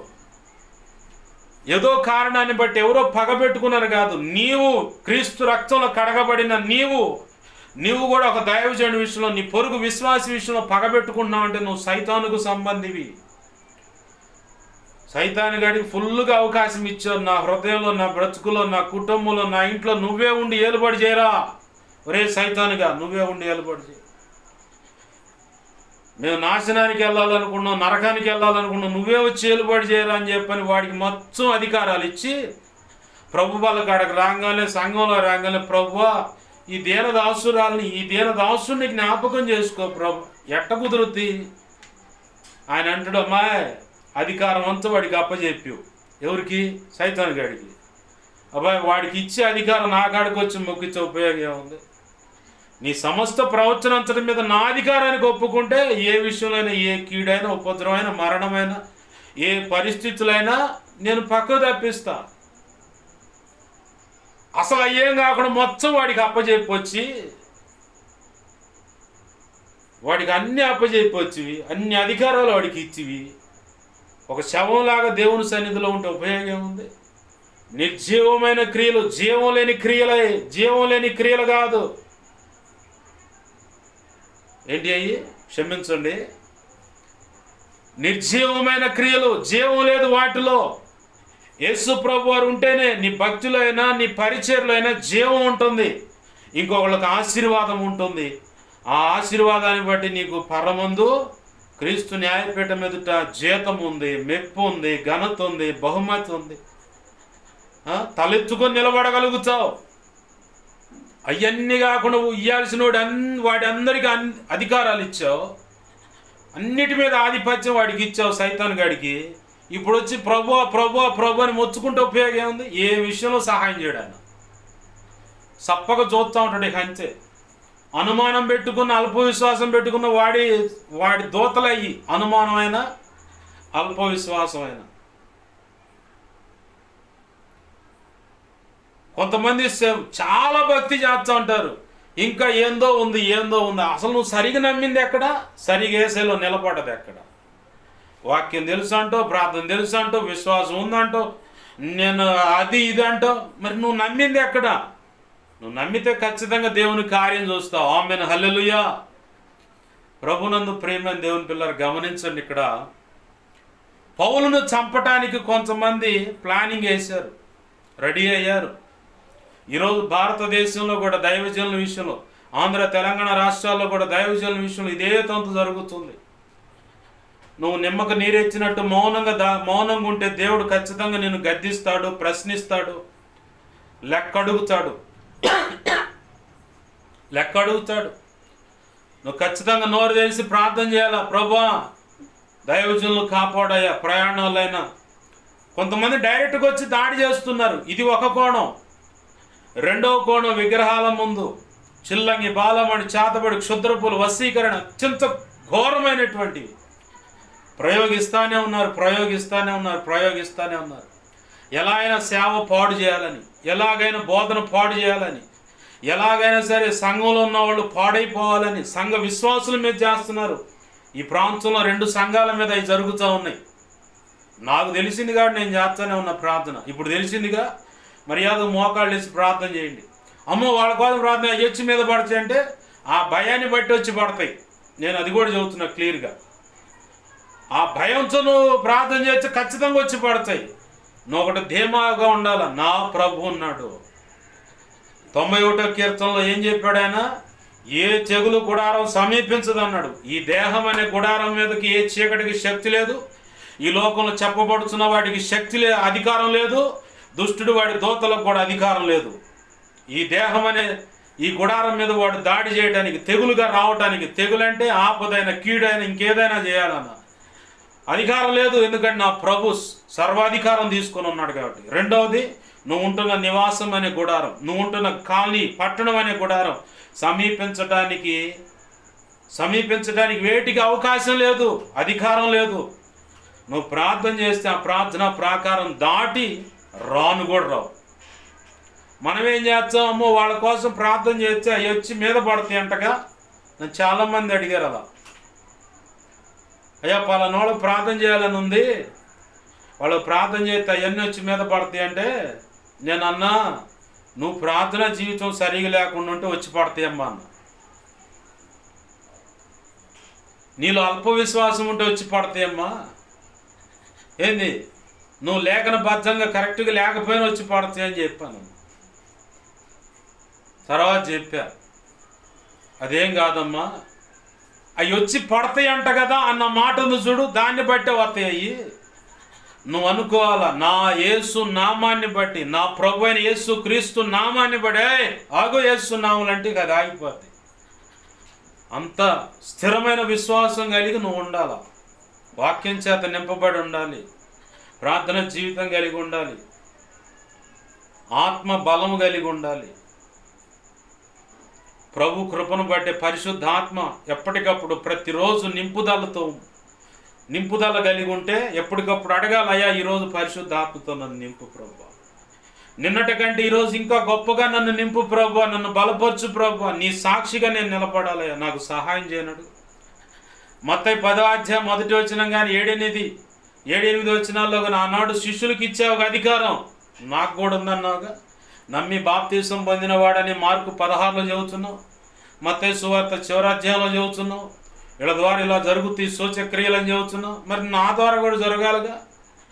లోక 10:19లో ఇదిగో పాములను ఎత్తిపట్టుడుగా తేళ్లను త్రొక్కటానికి ఎత్తిపడటానికి అని శత్రువు అంతటి అధికారం ఇచ్చానంటున్నావు, వాడి మీద నాకు అధికారం. ఆ లేఖనంలో అదే ఉంటుంది. లోక 10:19లో శత్రువు అంతటి మీద మీకు అధికారం ఇచ్చాను. రోమ 16:20లో సమాధానకర్తకు దేవుడు శీఘ్రంగా సాతాన్ని కాళ్ళ కింద చితక దొక్కించునుగాక అన్నాడు. మనం ఎప్పుడు తీసుకుంటాం ఆ మాటలో, మనకెందుకు లేనిపోయింది. ఆ పాస్టర్ గాడు ఉంటాడు, ఆ పాస్టర్ ఉంటుంది, వాళ్ళిద్దరికి ఏం పని లేదు, పోయి వాళ్ళకి ఎగిచే వాళ్ళు ప్రార్థన చేస్తారు. మనం శుభ్రంగా 3 పూట్ల, ఓ పూట బిర్యానీ, ఓ పూట పప్పుచారు, ఓ పూట కారం మెచ్చుకోలేను, లేదంటే 3 పూట్ల బిర్యానీ, మంచిగా ఇష్టమైన మటన్ తెచ్చుకొని ఫ్రై ఒక రోజు, పులుసు ఒక రోజు, ఒక పూట ఇక రకరకాలు పెట్టుకొని తినొచ్చు, శుభ్రంగా కంటి నిండా నిద్రపోవచ్చు. నీకు జీతం ఎవడిస్తాడో ఏసై వాళ్ళకే ఇస్తాడు తీసుకోపోయి. నువ్వు బలవంతుడు కావాలి. ఎన్నాళ్ళు ఒకడి మీద ఆధారపడతావు, ఎన్నాళ్ళు ఒకళ్ళ మీద అట్లా చూస్తూ ఉంటావు, వాళ్ళు ఎవరైనా సహాయం చేస్తారని అని చెప్పాను. నువ్వు మోకాళ్ళు వేసి ప్రార్థన చేయాలా. ఆ ప్రార్థన చేసినప్పుడు ఏదైనా కృప పొందుకోగలుగుతావు. రహస్యంగా చేయబడుతున్న ఈ తాంత్రిక విద్యలు వీటి విషయంలో కానీ, విగ్రహ సంబంధించిన పూజలు, హోమాలు, చండీయాగ, అసురయాగాలని, అఘోరాల ద్వారా అఘోర నాగసాధులు, కాళీలని, కాంచారని చెప్పని శ్రేష్టమైన వాళ్ళకు నచ్చినటువంటి వీళ్ళు పర్ఫెక్ట్ అనుకున్న భయంకరమైన మాంత్రికులు ఉన్నారు. మహారాష్ట్ర ముఖ్యమంత్రి చేస్తుంది అదే పని, ఇప్పటికే నడుస్తూనే ఉంది. ఒకడు పోయినాకైనా ఆగట్ల వాళ్ళు. ఏంది, ఫేస్బుక్లో, ట్విట్టర్, ఇన్స్టాగ్రామ్, వాట్సాప్లో, యూట్యూబ్లో అప్లోడ్ చేయబడ్డ ఆ వీడియోలను ఆధారం చేసుకొని వీళ్ళు క్రైస్తవులు అని ఆధారం చేసుకొని మొండిగా మోకమ్మడిగా మొత్తం మీద చేస్తున్నారు వాళ్ళు. నీ ఏమన్నా ట్విట్టర్, ఇన్స్టా, వాట్సాప్, ఫేస్బుక్, యూట్యూబ్లో ఫోటోలు, వీడియోలు ఉంటే నువ్వు ఈ ప్రార్థన చేసుకో. ప్రభువా, వాటన్నిట్లో అప్లోడ్ చేయబడిన వీడియోలు, ఫోటోలు కానీ, ఫోన్ నెంబర్లు, పేర్లు ఆడ ఉంటాయి. వాటన్నిట్లో యేసయ్య నీలో ఉన్న మహిమ, తేజస్సు, ప్రభావం, నీ శిలువ రక్తాన్ని, పునరుద్ధాన శక్తిని వాటిలో నింపేసే, వాటిలో జొప్పించు, అంటే వాటిలో ఉంచు ప్రభువా. వాటిని ఆధారం చేసుకొని ఎవడు ఏ కీడు చేసినా ఆ కీడు చేస్తున్న వారి ఇళ్లలో ఎవరన్నా ఉండని ఘోరమైన కీడుగా రివర్స్ అయ్యి వాళ్ళకే తగులును గాక, మాకు విడుదల కలుగును గాక యేసు నామములో. అడుగుతున్నాం తండ్రి. ఆమేన్, హల్లెలూయా. ఈ ప్రార్థన చెయ్యి, అప్పుడే నువ్వు సేఫ్ అవుతావు. నేను అదే చేస్తున్నా. నన్ను అభిషేకించిన దైవజనుడు ఈ మాట చెప్పాడు. ఉంటారు ఇంటెలిజెన్స్ వాళ్ళు, ఆయన ఆల్రెడీ రాజకీయ పార్టీ ఉంది, ఇండియా ప్రజాబంధు పార్టీ అని. ఆ పార్టీని బట్టి డైరెక్ట్గా ప్రధానమంత్రి దగ్గర పోయి కూర్చుంటాను నేనైతే. హైకోర్టు జడ్జీలు ఉన్నారు, లాయర్లు ఉన్నారు, సుప్రీంకోర్టు జడ్జి లాయర్లు ఉన్నారు, ఆ పార్టీలోనే సేవకులుగా ఉన్నారు. వాళ్ళ ద్వారా దొరికిన ఇంటెలిజెన్స్ రిపోర్ట్ అన్నమాట. మహారాష్ట్ర ముఖ్యమంత్రి దగ్గరుండి బీజేపీ ఇప్పుడు తంతంతా చేయిస్తూ ఉన్నాడు రహస్యంగా. విగ్రహాలు ఎదుట జరుగుతుంది. అఘోరాల ద్వారా అఘోర నాగసాధువులు ఖాళీలు మొన్న మధ్య ఒకడు బీభత్సంగా హల్చల్ చేశాడు. మరి వాడిని ఆడబెట్టారో తెలియదు మరి. అలాగనే చిల్లంగి బాలమణి చేతబడి క్షుద్రములు వశీకరణలు అటు ముస్లిమ్స్ మీద ఇటు క్రైస్తవుల మీద వీళ్ళే మెయిన్ టార్గెట్. బాగా గుర్తుపెట్టుకోండి, ముస్లిం సమాజం మీద మసీదుల మీద పోయి ఇవ్వడం దాడి చేసిండా? దాడి చేయడానికి పోతే వాళ్ళు మూకమ్ముడికి వస్తున్నారు రోడ్డు మీదకి. మా మీద ఎందుకు దాడి చేస్తున్నారు? ప్రభుత్వాన్ని నిలదీస్తున్నారు. క్రైస్తవులు ఒక్కళ్ళు మాత్రమే పోతే వాడేలా పోయింది, మనకెందుకు? శుభ్రంగా మంచి మందపాటి రగ్గు దుప్పటొద్దు కప్పుకొని బిర్రుగా నిద్రపోతున్నారు. అదేమిటి, నిన్ను వాళ్ళే నీ పొరుగు వాడిని ప్రేమించమన్నారుగా అని చెప్పని మరి వాడు పెళ్ళాన్ని పట్టుకొని నాన్న నీచమైన పనులు చేస్తున్నారు. అప్పుడు కూడా నిన్ను వాళ్ళే నీ పొరుగు వారిని ప్రేమించంటే కుదురుద్దా? ఆ పిల్ల ఎగ్గొట్టిపోద్ది. పోరా, ఈ నా కుమారుడి దగ్గర సంసారం చేయటం కంటే సేవలో నిలబడటం కంటే అసలు ఈ నన్ను రక్షించడమే పోయి ఇంకోటికి అప్పచెబుతుందని శుభ్రంగా జద్దుకుంటుంది ఆ పిల్ల. క్రైస్తత్వం ఒక్కటే రోడ్డు మీదకి రాంది. కట్టి తుడుపుగా అక్కడక్కడ ధర్నాలు జరిగినాయి, కానీ ఎందుకు ఇలా జరుగుతుందని ప్రశ్నించేవాళ్ళు లేరు. కనీసం ప్రార్థన చేయండి. నా ప్రభు కదలాల్సిన రీతిగా కదిలి చేయాల్సిన రీతిగా అన్ని విషయాలు సెటిల్ చేసి ప్రభు కృపలో ప్రతి ఒక్కరికి నెమ్మది సహాయ సమాధానం ఇచ్చి ఆయన కృపలో వర్ధిల్ల చేయునుగాక. ప్రార్థన చేయటాన్ని బట్టి. ఆమేన్, హల్లెలూయా. నువ్వు మౌనంగా ఉన్నావంటే ఇక చేయగలిగేది ఏం లేదు, ఆయన కూడా చూస్తూనే ఉంటాడు. బాగా గుర్తుపెట్టుకోండి, ఆనాడు సంఘం పౌలును బట్టి ఏడ్చిందంట. కింద వచ్చిన చూడండి, మనం చదువుకున్న మూలవాక్యంలో కింద వచ్చిన చూస్తే, యెరూషలేములో నాకు అనేక శ్రమలు బంధకాలు సిద్ధంగా ఉన్నాయని పరిశుద్ధాత్మ దేవుడు ప్రతి చోట సాక్ష్యం ఇస్తున్నాడు. అయితే ఇక మీకు కనపడతానో లేదో కూడా తెలియదు అన్నాడు పౌలు. అక్కడ కనపడతానో లేదో తెలియదు అన్నాడు. ఆ కారణాన్ని బట్టి వాళ్ళంతా కూడుకొని ప్రార్థన చేసి ఇక తప్పదు దేవుని చిత్తమైనదని పౌలు కూడా మనసును స్థిమితం చేసుకుని ముందుకు అడుగులు వేస్తే వాళ్ళంతా మెడ మీద పడి బోర్ని ఏడ్చారంట. ఏడ్చి ఆ తర్వాత ఆయన్ని పౌలు గారిని సాగనంపారు. అయితే ఇప్పుడు మనం మూలవాక్యంలోకి వద్దాం.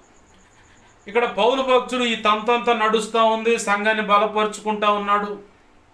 నువ్వు కూడా ఇది నేర్చుకోవాలి బాగా.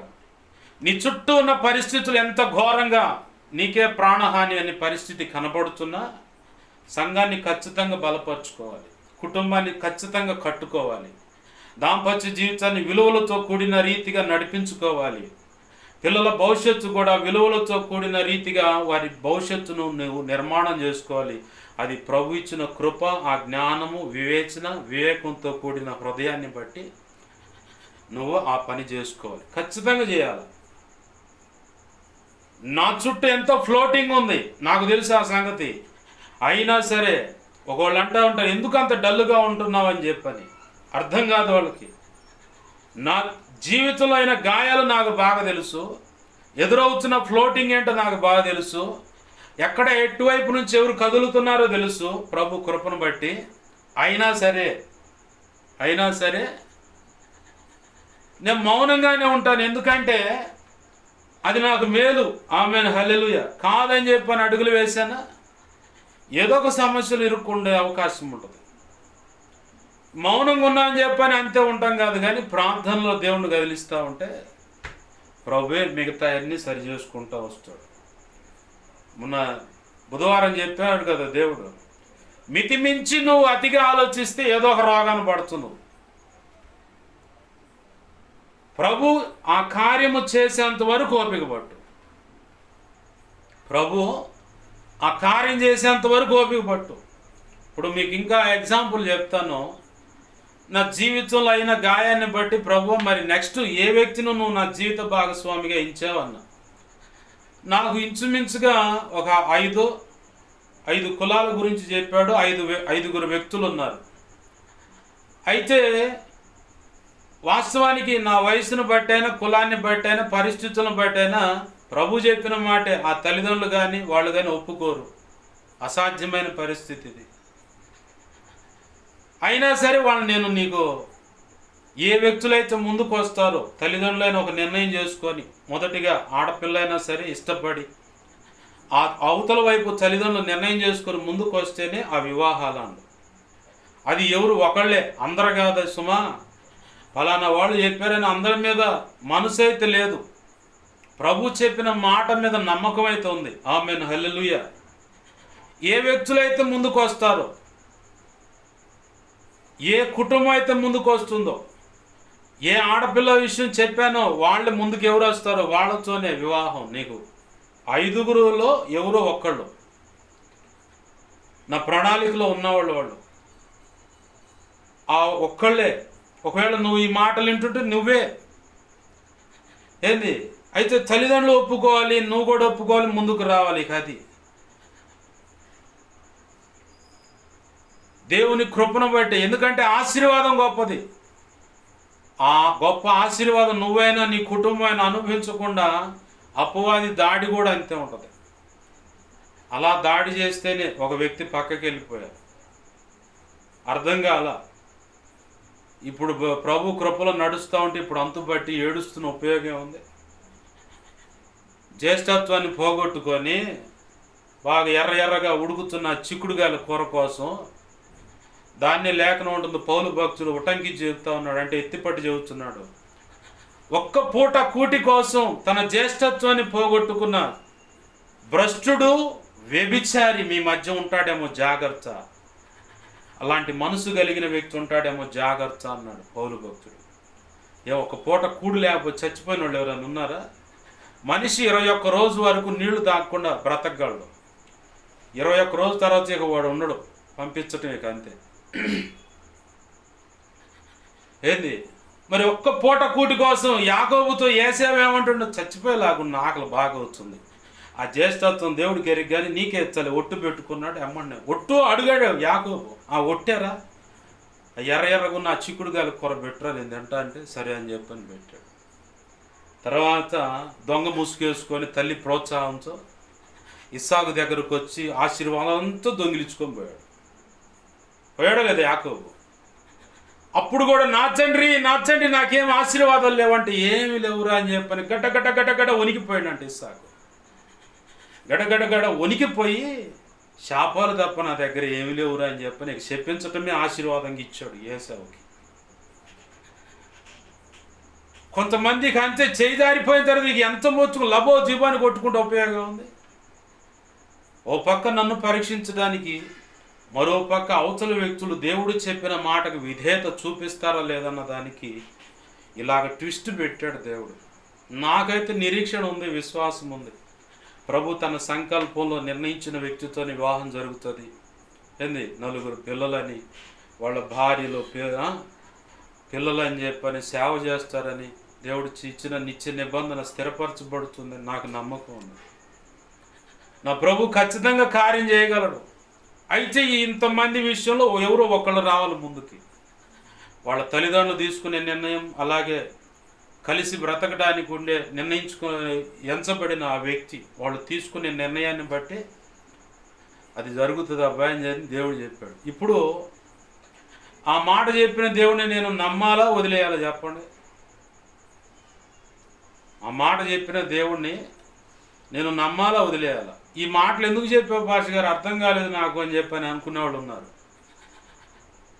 ఒక వ్యక్తితో అనుకున్న జీవితం స్పాయిల్ అయిపోయిందంటే పూర్తిగా తేడా పడిపోయింది కదా. ఇప్పుడు నా పరిస్థితి ఎలా ఉంటుంది? నిన్ను నువ్వు తొంగి చూసుకో, అక్కడ ఉండగలుగుతావా? నా బోటిదైతే నా బోటోడైతే ఎప్పుడో చచ్చేవాళ్ళు అనుకునేవాళ్ళు కూడా ఉన్నారు. కానీ ఆ ప్రయత్నం నేను కూడా చేయగలను. సైతాను గడు పక్క పక్క పక్క నవ్వుతాడు. నా ప్రభు సిగ్గుతో తలంచుకుంటాడు. ఎంత నమ్మారా నిన్ను, ఎంత నమ్మానని చెప్పని ఆయన సిగ్గుతో తలంచుకుంటాడు. కాబట్టి ఆయన కృప మీద ఆధారపడి, మరి ఏంది ప్రభు ఇట్లా జరిగింది కదా, పరిష్కారం నెక్స్ట్ ఏంటని ఆయన అడిగారు. ఆయన అడిగినప్పుడు, ఇప్పుడు ఈ సిచ్యువేషన్లో నువ్వు నిలబడితే నీ ముఖం ఎట్లా ఉంటుంది, నీ పరిస్థితి ఎలా ఉంటుంది ఒక్కసారి ఆలోచించు. ఎంత వేదన ఉన్నా ఆవేదన ఉన్నా నేను పూర్తిగా గంప మీద ఎత్తుకోవాలా, ఏసైకి అప్పచెప్పా. కాబట్టే ప్రభు కృపలో ప్రశాంతంగా నడుస్తూ ఉంది బండి. అర్థమైందా? ఇప్పుడు ఈ సిచ్యువేషన్లో వాస్తవానికి నేను సంఘక్రమం చేయకూడదు. ఈ సిచ్యువేషన్లో వాస్తవానికి కుటుంబంలో ఇదే పరిస్థితుల్లో ఉండకూడదు. కానీ ప్రభు కృపను బట్టి ఆయనే నిలబెట్టి సంఘాలను నడిపిస్తూ ఉన్నాడు, సంఘ క్రమాలు జరిగిస్తూ ఉన్నాడు. అలాగనే కొన్ని కుటుంబాలు కౌన్సిలింగ్ ఇప్పిస్తూ ఉన్నాడు. అది విచిత్రం. దేవుడు వాడుకునే విధానంలో ఇది ఒక విచిత్రమైన అనుభవం అన్నమాట. ఒక విచిత్రమైన అనుభవం. నాకే లోతైన గాయం ఉంది. అలాగ గాయపడుతున్న వ్యక్తుల దగ్గర దేశపోయి ఆ కుటుంబాలను గట్టిస్తూ ఉన్నాడు. ఆమేన్, హల్లెలూయా. ఆ వ్యక్తులను తిరిగి నువ్వు ఆడ కూర్చోకూడదు, నిలబడాలి, నువ్వు దేవుని కోసం నిలబడాలి. నా ప్రభు కృపణిస్తాడు, లేచి నిలబడని చెప్పని. ఒకవేళ అతను తిరిగి ప్రశ్నిస్తే నేను ఇదే సాక్ష్యం చెబుతాను. నాకు నా ప్రభు ఇచ్చిన మాట ఉంది. ఆమేన్, హల్లెలూయా. ఒక సేవకుడికి అయినా సరే ఒకవేళ అంతా అయిపోయింది అనుకుంటే నెగడదనుకుని నిలబడిన వాడ. నా ప్రభు కృపను బట్టి నిలబడు, సరిగ్గా ఆయన మీద ఆధారపడు. నా ప్రభు ఆ పరిస్థితుల్లో ఉపయోగపెట్టుకుని ఆయన ఉన్నతమైన సేవ జరిగించుకుంటాడు. ఆ పరిస్థితుల్లో ఉపయోగపెట్టుకుని అనేక కుటుంబాలను, జీవితాలను, వ్యక్తులను కడతాడు. అనేక ఆత్మలు రక్షిస్తాడు. అనేకులు ప్రయోజకరమైన పాత్రలుగా నీ ద్వారా వాక్యం అందించి, పెంచి, పోషించి, బలపరిచి ప్రయోజకరమైన పాత్రలుగా చేసి నా ప్రభు కృపలో ఉన్నతంగా సేవలు వాడుకుంటాడు. వాళ్ళని, నిన్ను కూడా వాడుకుంటాడు.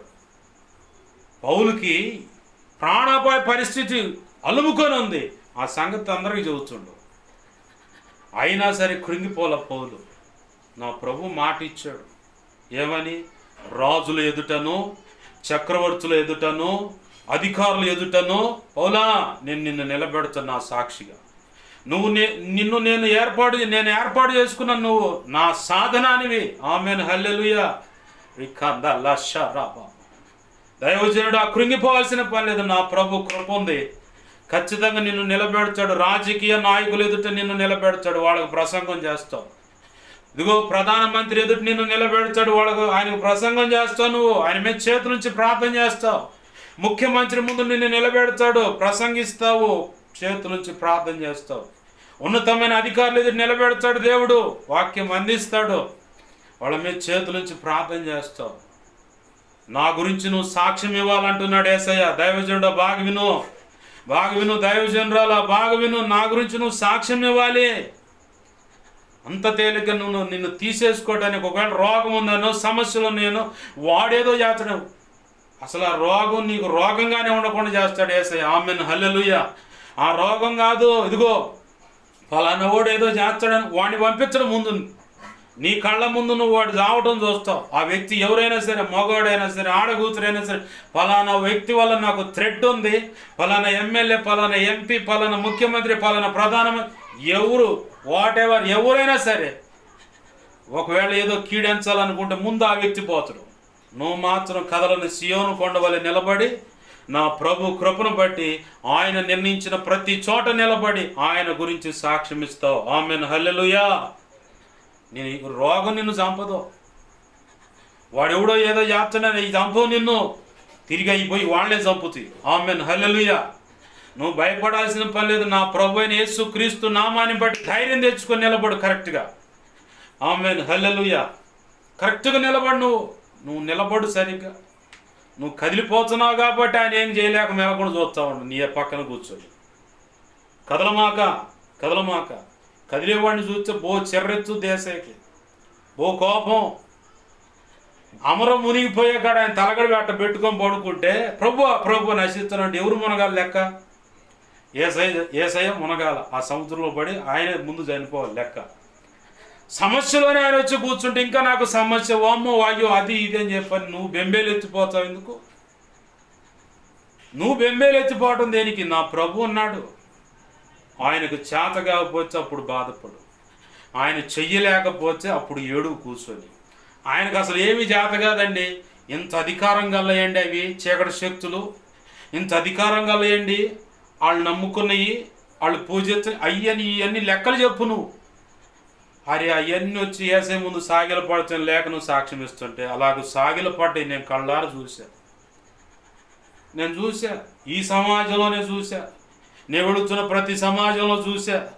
నా ప్రభు ఎదుట సాష్టాంగ పడి గడ్డ ఉనికిపోవచ్చు, ఆ కిరీటాలు తీసి పక్కన పడేసి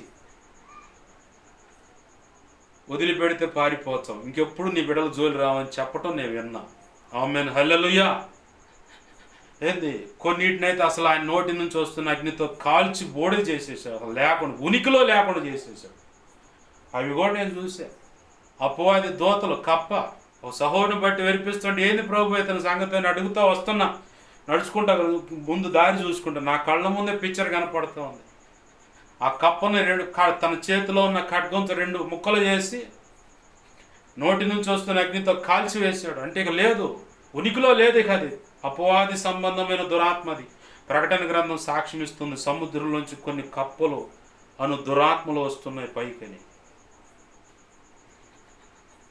నా ప్రభు ఇచ్చిన కృపాది అధికారం నువ్వు కూడా చేయగలవు. యేసు నామములో ఆమేన్, హల్లెలూయా. నువ్వు సరిగ్గా నిలబడాలా.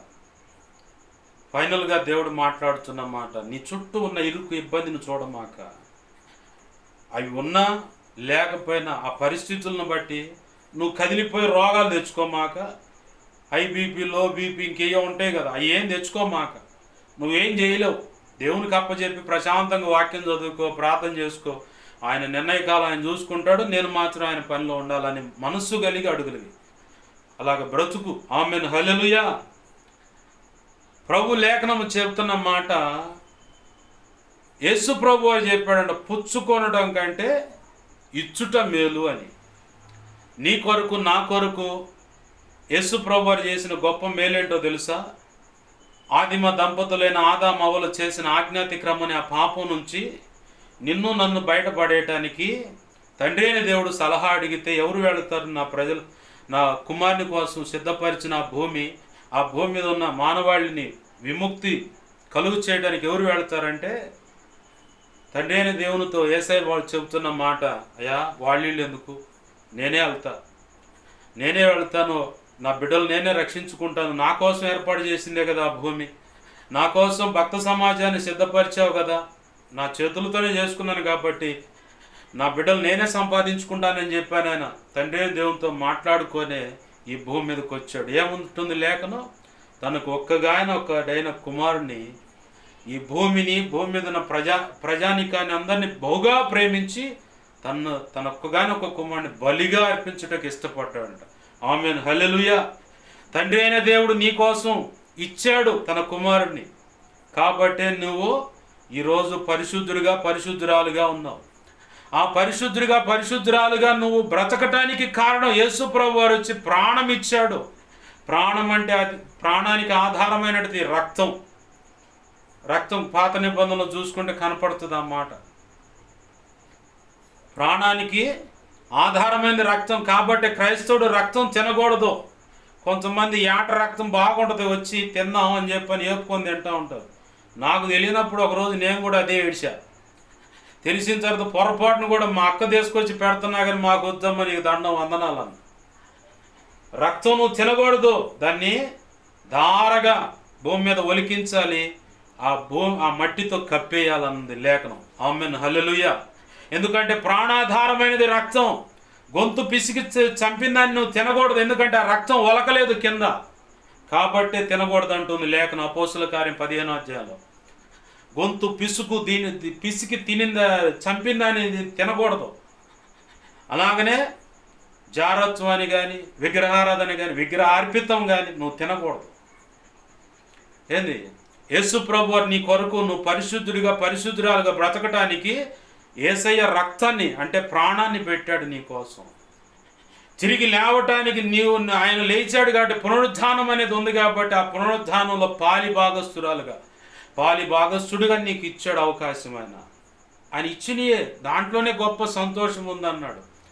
కన్న తల్లి కానీ తండ్రి కానీ ఆ పిల్లలు వచ్చి నాన్న బజార్కి వెళ్తున్నావు, అమ్మ బజార్కి నాకేమైనా తెస్తావంటే ఏం తేవాలి చెప్పు, చాక్లెట్ పలానా చాక్లెట్, ఓకే తెస్తాను, నువ్వు తేవు. ఆ రోజు బరబరబర వచ్చి అడుగుతాడు పిల్లలు, తెచ్చావంటే తేలేదు, అంతే నువ్వు అంతా ఎప్పుడు చూసినా అంతే అంట, 1, 2, 3 సార్లు అలా మిస్ అయితే చివరికి ఒక రోజు రాగానే ఆ తెచ్చిన దాన్ని బట్టి ఎంత సంతోషించి తండ్రినైనా తల్లినైనా కౌగిలించుకొని ముద్దులు పెట్టిన సందర్భాలు ఎంత సంతోషిస్తారు ఆ తల్లి కానీ తండ్రి కానీ.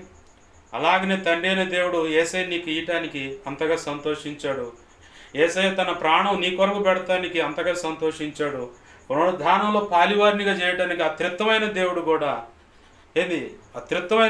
కూడా త్రిత్వమైన తండ్రి కుమార పరిశుద్ధాత్మ అనే త్రిత్వమైన దేవుడు కూడా పునరుద్ధానంలో నిన్ను పాలి భాగస్థుడుగా చేయడానికి అవకాశం ఇచ్చారు. మరి నువ్వేం చేయాలా? యేసయ్యకు నీ జీవితాన్ని అప్పగించుకుంటే చాలు. జీవితం అప్పజెప్పబడతా అంటే రక్షణ అనుభవంలోకి రావటం.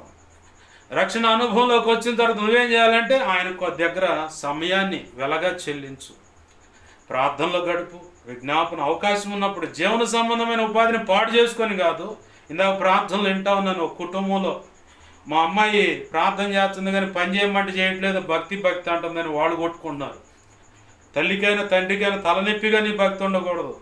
అటు జీవన సంబంధమైన పని చూసుకోవాలి, ఇంట్లో కనీసం చక్కబెట్టాల్సిన పనులను చూసుకోకపోతే భక్తి చేసి ఉపయోగం ఉంది. రేపొద్దున భర్తకు కూడా అదే తలపోటు అయిద్దిగా నీ వల్ల, రేపొద్దున భార్యకు కూడా నీ వల్ల అదే తలపోటు అయిద్దిగా. సరి చేసుకుంటే కాపురాలైనా కుటుంబాలైనా జీవితాలైనా కరెక్ట్గా ప్రభు సెట్ చేస్తాడు. ఆమెన్, హల్లెలూయా. వాక్యం చదవటానికి సమయం ఇవ్వు. అలాగే నీకు దేవుడు ఇచ్చినటువంటి ధనంలో 10% ఇవ్వు. సమయంలో 10% వస్తావు నువ్వు. మేము అనుకుంటానే ఉన్నాం ఎడకవచ్చు, ఇచ్చుకుంటా పుచ్చుకుంటా అంటే మంచిదాన్ని ఎడకవచ్చు మేము అనుకుంటానే ఉన్నాం. మాయదారి మంద పడతారండి వచ్చి 10% 4 ఇయ్యి అయితే ఆడుంటావు. నువ్వు హాస్పిటల్ బిల్లు కట్టవు. లివర్ అయితే ఒక రకంగా కొవ్వు పట్టిందంటే వాడి దగ్గర పోయి వాడు ఇచ్చిన మాచర్లని గుటకలేస్తా మెంగో, అప్పుడు కనపడవు బిల్లులు కానీ డబ్బులు కానీ. దేవుడికి ఎంత ఇచ్చును నువ్వు? 10 రూపాయలు ఇచ్చును, ఓ పెద్ద ఆస్తి మొత్తం రాసి ఇచ్చినట్టు. అసలు నీ కలిగిన చలస్థిర ఆస్తులు అన్నీ కూడా ఆయన ఇచ్చిన దానాలే కదా. ఆయన దానంగా ఇస్తేనే నీకున్నాయి. ఆయనే గనక కనికరించకపోతే, ఆయనే గనక కరుణించకపోతే, ఆయనే గనక ఏదైనా ఉండు అనకపోతే నీ బుద్ధి, తెలివితేటలు, జ్ఞానం, చదువు, ప్రయత్నం, శక్తి అన్నీ ఉపయోగపడ్డాయా? ఎన్నున్నా ఏమి జాతగానోడు అన్నట్టుగా అట్నే కూర్చోవాల్సి వస్తుంది. దేవుడు అనుమతించేవారు నన్ను పంపించకపోతే, దేవుడు అనుమతించేదన్న నీకు అవకాశం ఇవ్వకపోతే అంతే చూడాలి నువ్వు. ఇక అంతే, ఎంత మొచ్చుకున్నా సరే నువ్వు ముందు నీ బతుకు మార్చుకుంటాడు ఆయన, ముందు నువ్వు సరి చేసుకుంటాడు ఆయన. అసలు ఆ మొండితనాన్ని సరి చేసుకో ముందు అంటాడు ఆయన. ప్రభు ఇస్తున్నాడు కాబట్టి దాంట్లో నువ్వు తీసిస్తున్నావు. ఓ పెద్ద ఆస్తి మొత్తం రాసి ఇస్తున్నట్టు. 100కు 10 రూపాయలు ఇస్తున్నావు, మిగతా 90 రూపాయలు ఆడ పెడుతున్నావు. నువ్వు దేశపోయి బార్ షాప్లోనా, చికెన్ కోట్లోనా, మటన్ కోట్లోనా, లేకపోతే బంగారు షాపులోనా, నగల కాడ ఆడబెడుతున్నావు నువ్వు. దేవుడు ఇచ్చాడు కాబట్టి పుచ్చుకొనుట కంటే ఇచ్చుట ధన్యత అంటున్నాడు. ప్రభు అయిన యేసుక్రీస్తు వారిని తండ్రి అయిన దేవుడు ఇచ్చాడు. ఆయన మనకు ఒక జీవితాన్ని ఇచ్చాడు, పునరుద్ధానంలో పాలి భాగస్తులను చేశాడు. ఈ భూమి మీద నీకు కావాల్సిన ప్రతిదీ ఆయన ఇచ్చి ఉన్నాడు. విశ్వసిస్తే ఆమెనని స్వతంత్రించుకొని నిరీక్షణతో ఆయన వైపు చూస్తా, నాకు కావాల్సిన ప్రతిదీ ఆయా నిర్ణయ కాలంలో నువ్వు నిర్ణయించి పెట్టావు కదా ప్రభా, నీ చిత్త ప్రకారం సమస్తం జరిగించని ప్రార్థన చేసుకుంటావు. ఏ విషయంలో కదిలిపో, ఎందుకంటే నా ప్రభు మాట ఇచ్చాడు, ఆ మాట చొప్పున ఖచ్చితంగా జరిగిస్తాడు. ఇక అంతే. నీ చుట్టూ పరిస్థితులు ఎంత తల్లకిందులైనట్టు వ్యతిరేకతగా ఉన్నా సరే, నా ప్రభు మాట ఇచ్చాడు. ఇప్పుడు నేను ఉన్నా, నీతో నిత్య నిబంధన చేస్తున్నాను అన్నాడు ఆయన. భూమి అంతమయ్యే సమయం వరకు నీ వంశం ఉంటుంది, నీ కుటుంబం ఉంటుంది. నీ వంశంలో నీ కుటుంబంలో ఉన్నవాళ్ళు నా సన్నిధిలో ఉండి నా సేవ చేస్తారు అన్నాడు ప్రభు. నీ కాడ నుంచి 3 తరాలంటే నేను కాక ఇంకా 3 తరాలు ఉన్నాయి. ఆ 3 తరాల వాళ్ళు ఎలాంటి సేవ చేస్తారో ముందుగా చెప్పాడు ప్రభు. పిల్లలు ఎలాంటి సేవ పిలుపు ఏంటన్న అన్నీ కూడా తెలుసు నాకు. ఇవన్నీ చెప్పిన దేవుడు చేయడని మెలకుండా కూర్చుంటే చేస్తాడా? విశ్వసించకుండా అవి అంతా ట్రాష్లే అనుకుంటే జరుగుద్దా? అలా విశ్వసించకపోయినడితే నాకు పాటలు ఇచ్చేవాడు కాదు, పుస్తక రచన ఇచ్చేవాడు కాదు, సేవ పరిచయం ఇచ్చేవాడు కాదు. నేను నమ్మాను 4 సంవత్సరాలు సైతాన్ని కూడా వేధించాడు నన్ను. అయితే నీ చిత్తమైతే నీ చిత్తమైతే అనే ప్రార్థన చేయడానికి నా మనసు సహకరించకుండా 4 సంవత్సరాలు వాడు వేధించాడు. నీ చిత్తమైతే నీ చిత్తమైతే నీ చిత్తమైతే అని ఒకవేళ మారితే ఒకరోజు దైవజనుడు లేఖనపు కాంచిలో మాట్లాడతా, లేఖనం ద్వారా మాట్లాడింది ఆయన చిత్తమైతేనే కదయ్యా నీకు ఇచ్చేది, కాకపోతే ఎందుకు ఇత్తడు అన్నాడు. గోపాలు 2 పగిలిని ఇట్నే పెట్టుకున్నా. అవును కదా ప్రభువా, వాక్యపు కాంచులు నువ్వు మాట్లాడి నీ చిత్తమైతేనే కదయ్యా, ఇక అప్పటి నుంచి నీ చిత్తం నెరవేర్చు నీ చిత్తం నెరవేర్చు అని ప్రార్థన చేయడం మొదలుపెట్టు. మరి కాలేదు అంటే అవతల వ్యక్తి డిసిషన్ అది, అదంతా అపవాది గడేసిన ఎత్తుగాడ మోసం చేశాడు. మరి నేనైతే కరెక్ట్గానే ఉన్నాను ప్రభు కృపలో. ఇప్పుడు ఏం చెప్పుకోవచ్చు అంటే పత్రికలో రాసినట్టుగా మొదటిగా ఆదాము చేయబడ్డాడు, తర్వాత అవ్వ చేయబడింది. అయితే ఆదాము మోసపరచబడలేదు కానీ అవ్వ అయితే మోసపరచబడిందని ఇక అది చెప్పుకోవాలి నేను. అయినంత మాత్రం నా దంపతులను దేవుడు వదిలిపెట్టల. తన ప్రణాళిక ఏంటో తెలియపరిచాడు. భవిష్యత్తులో ఎక్కడ ఎలా సెట్ చేయాలో ప్రభు సెట్ చేసి ఆశీర్వాదకరమైన సంతానాన్ని ఒక చోట పోగేస్తున్నాడు. ఆమేన్, హల్లెలూయా. అర్థమైందా? ఇచ్చుకోనట కంటే మరి ఆ లూకాసు వార్త 21 పెద్ద ఆవిడ ఏం చేసింది? ఉన్నదంతా జీవనం మొత్తం వేసేసిందంట కానుకలో. ప్రభు ఏమన్నాడు? ఏమే గొప్పగా వేసింది అన్నాడు. సారెపచ్చు విధవరాలు ఏం చేసింది? ఏలియా ఒక రొట్టె ముక్క తేమంట. ఏందయ్యా ఈ పూట ఒక రొట్టె చేసుకొని ఇద్దరం నేను నా పిల్లగాడు తిని తెల్లారి చచ్చిపోదాం, కుదురుద్దా? అది తెల్లారి చచ్చిపోవడం కుదురుద్దా? కరువుతో ఇబ్బంది పడచ్చా? ఆ వంటం అంటే ఏలియా అంటున్నాడు ఏం జరగదులే కానీ మీకు ఆడున్న ఆ ముద్ద ఆ కొద్ది పిండిలోనే ఒక చిన్న అప్పం చేసుకొనిరా, ఒక రొట్టె ఒక చిన్న తీసుకురా.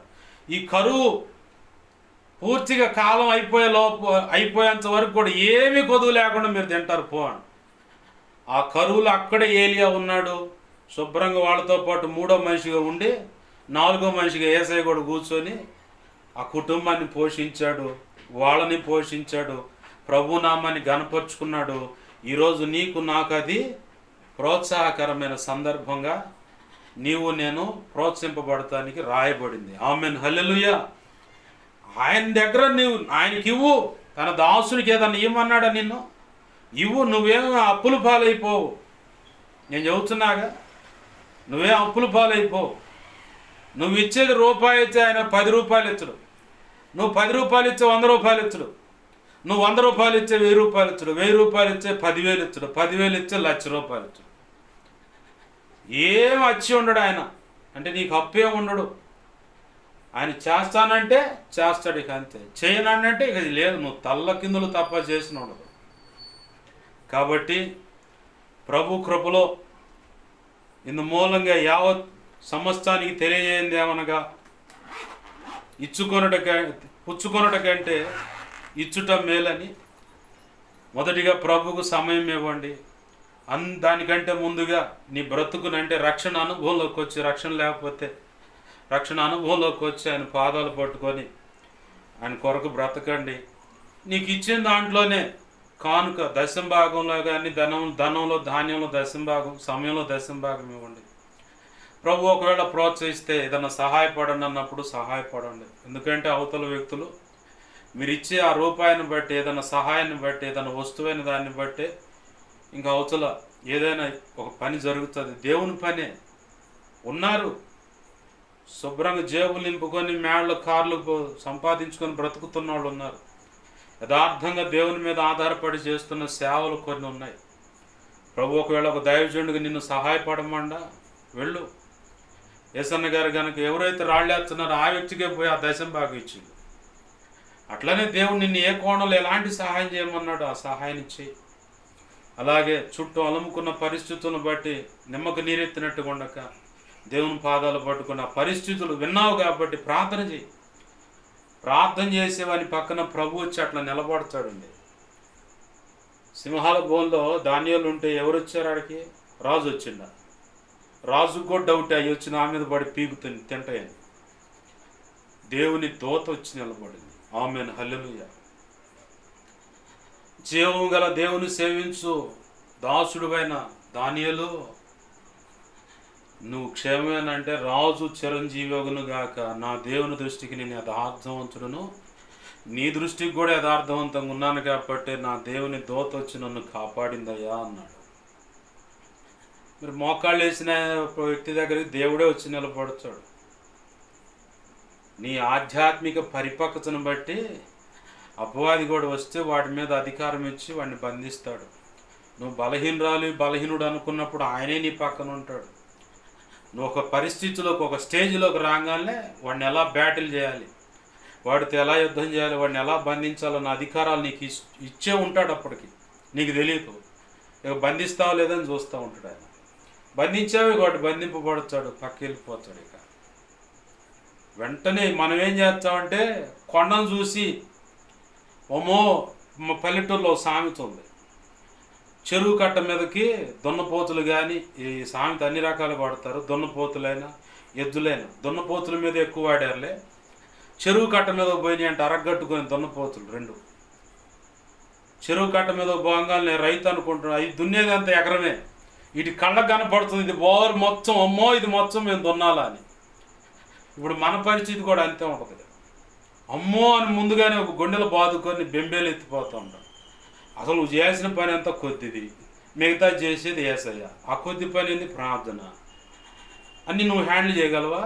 అన్నీ నువ్వు సరి చేయగలవా? కుదరదు. ప్రభు చేసే ప్రభు చేస్తాడు, నువ్వు చేసేది నువ్వు చేయి. దేవుని పాదాలు పట్టుకుందాం, రండి ప్రార్థన చేసుకుందాం. పుచ్చుకొనుట కంటే ఇచ్చుట ధన్యత అని ప్రభు అన్నట్లుగా విన్న వాక్యపు కాంచిలో నీతో ఏమే విషయాలు దేవుడు మాట్లాడాడో దేవుని పాదాలు పట్టుకొని ప్రార్థన చేయి. ప్రభు ఖచ్చితంగా తన కృపనిస్తాడు. ప్రభు మనందరికీ సహాయం చేయునుగాక. ఆమేన్. రండి ప్రార్థన చేసుకుందాం. ప్రేమగల మా కన్న తండ్రి యేసయ్యా, నీకు వందనాలు, కృతజ్ఞతాస్తుతులు మా ప్రభువా.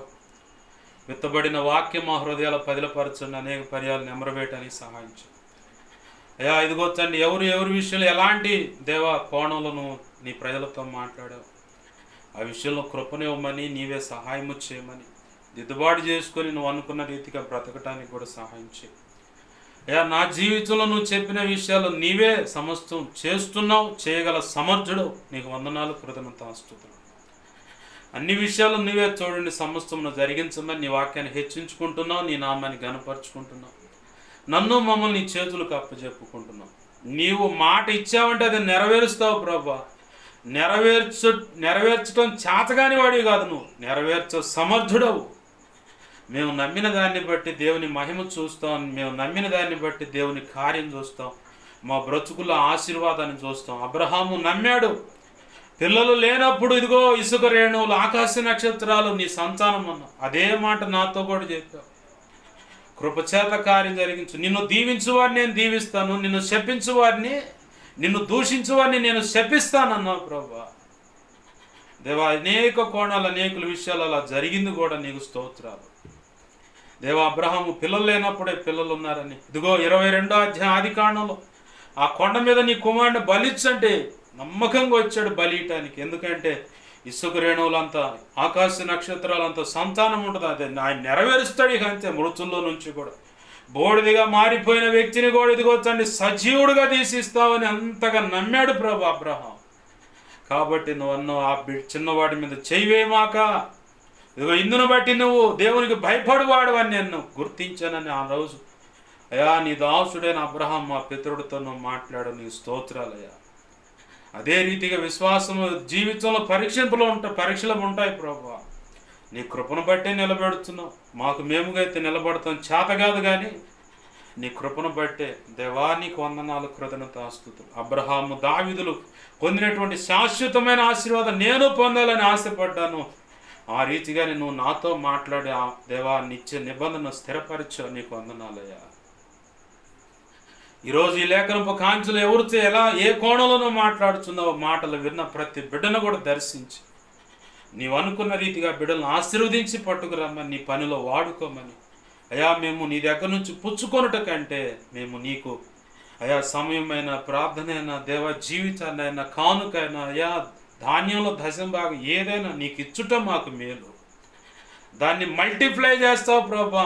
పట్టజాలనంత ఆకాశపు వాక్యులు విప్పి మరి వర్షాన్ని, దీవెనల వర్షం కురిపిస్తానన్నావు. మీరు దొంగలవ్వద్దు అన్నావు ప్రభా. అయ్యా నీకు వందనాలయ్యా. నీ వైపు తిరిగితే మీరు మా వైపు తిరుగుతాను. అయ్యా ఇదిగో నీ ద్రాక్ష చాటు పురుగు పట్టనేనన్నావు. నా జీవితంలో ఎన్నోసార్లు నేను చూశాను ప్రభా అనుభవాన్ని. నీ ఎదుట నమ్మకంగా బ్రతికితే కరోనా మా దరిదాపులు రాకుండా కాపాడావు. అయ్యా నీ ఎదుట నమ్మకంగా బ్రతికితే విగ్రహారాధన కానీ ఈ చాతబడి క్రియలు ఏవి కూడా మా దరిదాపులు రాకుండా నువ్వు కాపాడావు. దుష్టుడు కానీ వాడి దూతలు కానీ మా దరిదాపులు రాకుండా కాపాడావు. నీవే నీవే నీవే నీవే. నమ్మిన దాన్ని బట్టి దేవ గొప్ప కార్యాలు మా జీవితాలు చేశావు. నీకు స్తోత్రాలు, కృతజ్ఞతాస్తుతులు చెల్లిస్తున్నావు. నీ వాక్యాన్ని హెచ్చించుకుంటున్నావు, నీ నామాన్ని గణపరుచుకుంటున్నావు. 2 తిమోతి 1:12 నన్ను మమ్మల్ని చేతులకు అప్పచెప్పుకోడు. అయ్యా నా కోసం మా కోసం ఆయా రీతులకు ప్రార్థించమన్నాడు. మా సంగతి దైవజనుడు తెలియపరిచి ప్రార్థన చేయండి. దైవజనుడు మా సంగతి తెలియపరిచి ఇలా అడుగుతున్న ప్రతి ఒక్కరి అవసరత యేసు నామములో తీర్చబడును గాక. నా కోసం, పరిచయం కోసం, గతంలో ఇప్పుడు ఇక ముందు ఉపవసించి వ్యక్తిగతంగా కుటుంబ ప్రార్థన అనేక రకాలుగా ప్రార్థిస్తున్న బిడ్డలను దీవించు, దర్శించు, రక్షించు. ఆధ్యాత్మిక, భౌతిక, ఆర్థిక, ఆరోగ్యపరం కొలతలేని దీవెనించి బలపరిచి అభిషేకించి నీ సేవలో గొప్పగా వాడుకో. అన్ని విధాలు అన్ని విషయాలు మీరు తోడు నడిపించండి అయ్యా. నాకు, మాకు, మా మీద ఇంకెవరికైనా కళలో, నిద్రలో, దర్శనం, స్వప్నాలు చూపించబడే సమస్త చేషోనుడి ప్రభావం యేసు నామములో బంధిస్తున్నాం, లయపరుస్తున్నాం. బంధించి లయపరిచిన కృతజ్ఞతాస్తుతులు. నాకు, మాకు, మా మీద ఇంకెవరికైనా కళలో, నిద్రలో, దర్శనం, స్వప్నాలు చూపించబడి సమస్త మంచి కళ్ళు, మంచి దర్శనం, మంచి స్వప్నం, నిద్రలో చూసి సమస్త మంచి యేసునామం త్వరపెట్టే జరుగునుగాక, నెరవేర్చబడుగా. త్వరపెట్టే జరిగేలా చేసి నెరవేర్చిన కృతజ్ఞతాస్తుతులయ్యా. సమస్తంలో తోడు నడిపి సహాయించను. ఈ వారంలో ఉన్న సంఘ క్రమాలు అన్నీ దీవెనకరండి. ఆదివారపు ఆరాధనలు మీరు తోడు సమస్తం జరిగించమని యేసయ్య నామములోనే ప్రార్థించి సమస్తం పొందుకొని ప్రార్థనలోకి వేసిన ప్రతి ఒక్క నన్ను నీకు అప్పచెప్పి దీవించి అయ్యా నీ చిత్తంలో నీ దాసునుగా బిడ్డలందరినీ దీవించి ఆశ్రయించి చేతులకు అప్పచెబుతున్నాం మా తండ్రి. ఆమేన్. ఇప్పుడు మన తండ్రి అయిన దేవుని ప్రేమయు, ఆయన ప్రియకుమారుడైన యేసుక్రీస్తు వారి కృపయు, పరిశుద్ధాత్మ దేవుని అన్యోన్య సహాయ సహవాసము సమకూడిని ప్రార్థనలోకి విసురేకి ముందు ఏకీపించబోతున్న అలాగే సార్వత్రిక సంఘంలోని సకల పరిశుద్ధులకు ప్రభు ప్రేమించి ఇచ్చిన ఈ పరిచర్య ప్రారంభించిన సంఘాలు, సంఘ బిడ్డల సహకారులు, అలాగే సోషల్ మీడియా ద్వారా వాక్యాలు విని బలపడుతున్న వారికి, ప్రభు చెప్పిన దాన్ని బట్టి వెంబడిస్తున్న దైవజనులు, సంఘ పెద్దలు, పరిచయ విశ్వాసులకి కలిగిన చరస్థిరాస్తులు, పసిబిడ్డ పెద్దల వారు అందరికీ నీ నిత్యత్వం చేరుపరేందుకు సదాకాలం చూడండి. ప్రభు కృప ప్రకారం నిర్ణయించిన రీతిగా మనందరి ద్వారా సేవ జరిగించాలని మాత్రమే మహిమ పొందునుగాక. ఆమేన్. యేసు రక్తమునకేచే, ప్రవేశు రక్తమునకేచే, ప్రవేశునామను సంపూర్ణమైన విజయం కలుగునుగాక. ఆమేన్. అపవాది వాడి దోతలు, చీకటి, అంధకార శక్తులు అవి ఎంత ప్రమాదం మాదిరిలో అవి ఏవైనా వాటన్నిటికీ వారికి కూడా అనంతనాశనం, సర్వనాశనం, నిత్యనాశనం కలుగునుగాక. ఆమేన్. యుద్ధం యెహోవాది. ఆమేన్. యేసు రక్తమునకే జయము జయము జయము. ఆమేన్. హల్లెలూయా హల్లెలూయా హల్లెలూయా. అందరికి వందనాలు. ప్రభు యొక్క మహోచిత కృప మనందరికీ తోడై నడిపించునుగాక. ఆమేన్.